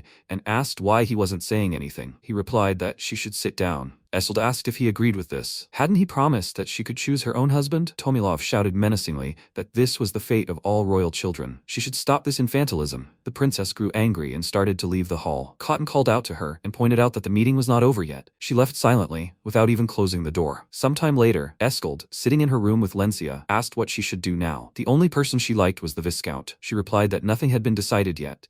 She shouldn't be categorical and not let go of his hand. The girl exclaimed that nothing had been decided yet. They clearly wanted to marry her off to Sir Justin so he could inherit the throne. The Tomilov family had 3 princesses, and by law, they had no right to inherit the crown. Duke Icarus would do whatever it took to achieve his goal. Since that was the case, maybe she should just tell everyone that her husband would be no one but Viscount Blizzard. The maid stopped her and told her to maintain her dignity. Escald screamed furiously, asking how long she could maintain that dignity. She couldn't stand it anymore. Lenzia grabbed her and exclaimed that it was impossible. She understands her feelings, but if she does this, the kingdom will turn upside down. The princess replied, let her go. Everything inside her is already upside down. What difference does it make now? Suddenly, in the corridor, the protagonist exclaimed terrifyingly to the maid, she is eavesdropping at the door of Her Highness's chambers? Whose spy is she? The girl replied fearfully that it was not so. She was simply cleaning near the door. Escald came out to them and asked what was going on here. He replied that he came because he was worried about her, and she was eavesdropping near the room. The princess inquired if the Viscount was telling the truth. The maid, horrified, replied no, she was simply cleaning. She noted that she had not seen her before. She came here knowing that her chambers were here. The girl replied that she was sorry. Today was the first time she had been sent to this part of the palace. She still has poor orientation and must have gotten lost. Escald told her to stay out of her sight. Next time she wouldn't let it go like that. The maid thanked her and added that she wouldn't go near that place again. When she left, the princess called out to Lenzia and told her to keep an eye on her. The protagonist wondered if she would just let her go. The girl replied that she had no good reason to punish her. Until they found out who was behind it, it would happen again. He asked if she had any guesses. Escald replied that there was only one person, Icarus. Most of the nobles and servants in this palace were bribed by him. Therefore, no matter what he did, no one could object. MC, with a serious expression, thought that he knew the royal family's power was weak, but he hadn't expected this. The princess asked what she should do. If things continued like this, she would marry Justin, as Icarus wanted. He replied with a smile that she shouldn't worry. He would speak to His Majesty himself. She asked if he had a way. The protagonist, with a sly smile, agreed and added that he had an idea. Sometime later, guards were searching the entire city for Daphne. At that moment, Jerome, sitting in the designated place, said worriedly that it seemed she wouldn't come. Suddenly, the girl herself burst into the room, asking how long he had waited. The guy looked out the window and saw the guards. She anxiously took his hand and asked what they should do. At this rate, they would be caught. Jerome extended his hand and told her to come here. He blocked the door with a table and chairs. Daphne, perplexed, noted that a blocked door wouldn't stop the soldiers. The guy replied that he had expected something like this, so he had brought some things with him. At that moment, the guards began knocking on the door and shouting for them to open it. She excitedly announced that they were already here. What should they do? Jerome picked up the scroll and motioned for her to hold on tightly. He recited the spell and instantly teleported them both to Todd's. Meanwhile, Tomilov, in his chambers in the castle, was thinking about how he'd succumbed to the influence of just one aristocrat. If his ancestors had seen this, they would certainly have been displeased. He shouldn't have been angry with Escald. What a pathetic father he was. Suddenly, the protagonist knocked on the door. He allowed him in and took the paper. He greeted him and said he hoped all was well. The king sighed and replied, well, he knew it himself. He wasn't in the mood for peace. The protagonist asked if he was going to hand over the princess and the kingdom to the duke. Tomilov, with a serious expression, told him to watch his language. He was sorely mistaken if he thought he'd forgive him for saving him. He replied that he had a solution. First, let the guards leave. Immediately after that, the king kicked all the guards out of the room and then said, let him speak. MC handed him a roll of paper and asked him to please officially publish the document he'd written. Tomilov looked at the contents of the document and noted that this way they could avoid marrying Justin, but it would simply buy them time and not solve the problem. The protagonist said he knew it was a trap. The hunter sets the trap and simply waits for the prey to fall into it. Sometime later, he arrived in Todd's and saw Jerome with Daphne. The guy excitedly said he'd explain everything. After that, they sat on the sofa and told him everything. The girl excitedly said she wouldn't inconvenience him. Please let her stay. MC noted that she was the princess and ambassador of the Hyzen kingdom. Did he understand what that meant? Jerome apologized and added that he wouldn't let this cause trouble. He should please allow the princess to stay. He thought for a moment, agreed, and added that they could stay as long as they wanted. Daphne asked if he really didn't mind. She would definitely repay him. The protagonist replied that he didn't need to. He wasn't so poor as to charge a runaway princess. If even timid Jerome had dared to do such a thing, how could he turn her out? They shouldn't worry. He would keep their affair a secret. The boy became very embarrassed and exclaimed that it was disrespectful to the princess. The protagonist asked why he was angry again. Just let him admit it. He needed to discuss something with Jerome. Would she leave them alone? The girl agreed and thanked him for his hospitality. When she left, the boy apologized and noted that he had unwittingly made a promise to the princess, and he had no choice but to bring her here. He will take responsibility and return her to the kingdom of Hyzen. MC, perplexed, asked why. Jerome exclaimed that if word got out that the princess was here, a war could start. He replied that he wasn't asking his servant, he was asking a real man. Is that what he wants? The guy became shy and replied that he didn't know. Suddenly, a call came through on the communication stone lying on the table. The protagonist took it and asked who it was. Edmund introduced himself and excitedly exclaimed that something important had happened.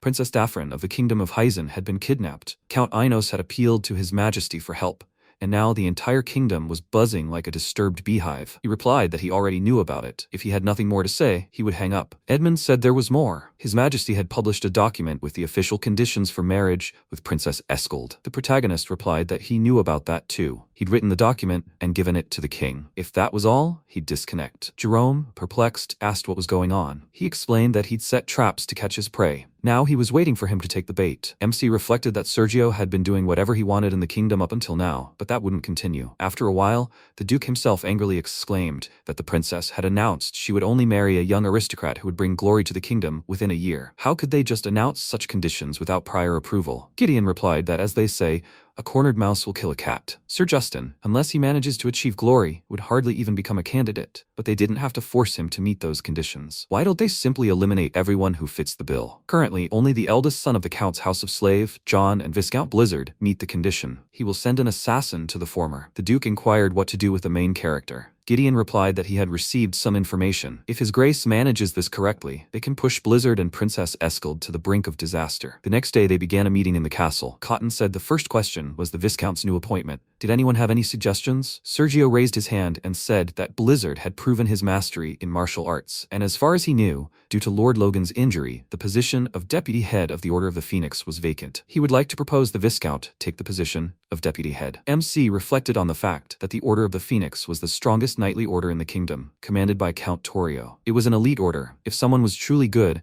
they were accepted regardless of race or title.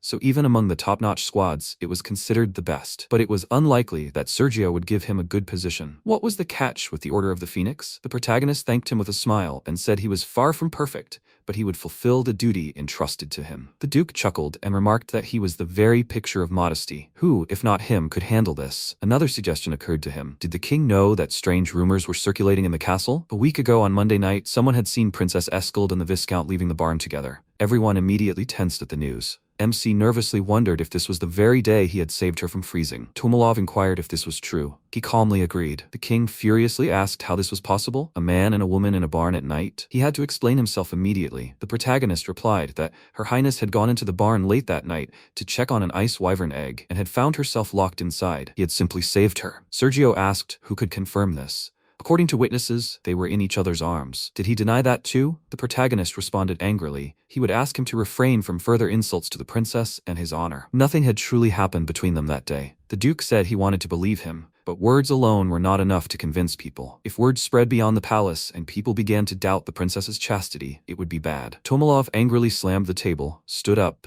and declared that they would conclude the small state council for today. As Sergio left the room, he called out to Blizzard and said that as long as he lived in this castle, he would never escape his sight. Sometime later, Eskild found herself in a terrible nightmare and found herself near the barn. Unknown voices began to say that this girl had abandoned her parents and gone over to the barbarians. She did not honor those who raised her. They felt sorry for Lord Meng. She wondered, perplexed, what they were talking about. The dark entities approached her and began to ask, "Is it she? It was she who was in the barn last night." What a disgrace. The princess has no dignity whatsoever. It's disgusting. Eskild, horrified, replied that nothing had happened between her and the Viscount. The dark entities began to grab her, repeating that it was disgusting. After this, the princess awoke in her room, terrified and covered in sweat. After some time, the carriage approached the estate. The butlers opened the doors and gestured for them to enter. Arista entered and looked around in surprise. Forsway happily said, "Lord Arista, welcome." Arista said, "Lord Forsway, is this really Viscount Blizzard's mansion?" Forsway replied, "At least that's what everyone says." Arista replied that if he wasn't mistaken, it used to be the Kramer family's mansion. Forsway asked if His Majesty had perhaps lent the mansion to the Viscount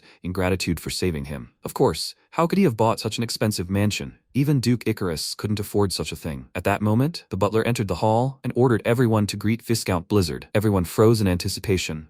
An MC entered and said, "He thanks all the distinguished guests who have come from afar. This reception is dedicated to conferring upon him the title of Viscount and his accession to the small state council. He is Lord Carolyn, deputy head of the Knightly Order of the Phoenix and the owner of this mansion, Blizzard." After a while, someone looked at him and asked, "Is this really the Viscount's mansion? How could someone who was recently a commoner achieve such a feat?" He heard he was the sponsor of the Royal Trade Association. MC thought it was the right decision to entrust this to Edmund. Whether he was a supporter of the king or not, seeing this mansion would change anyone's attitude toward him. To change the opinion of the aristocrats under Icarus's influence, it is important for him to show that his financial power is superior. After all, what drives them is power, wealth, and authority. Rowan cried out, "Lord Blizzard, thank him for inviting him to this wonderful reception." Mudok thanked Lord Rowan for coming.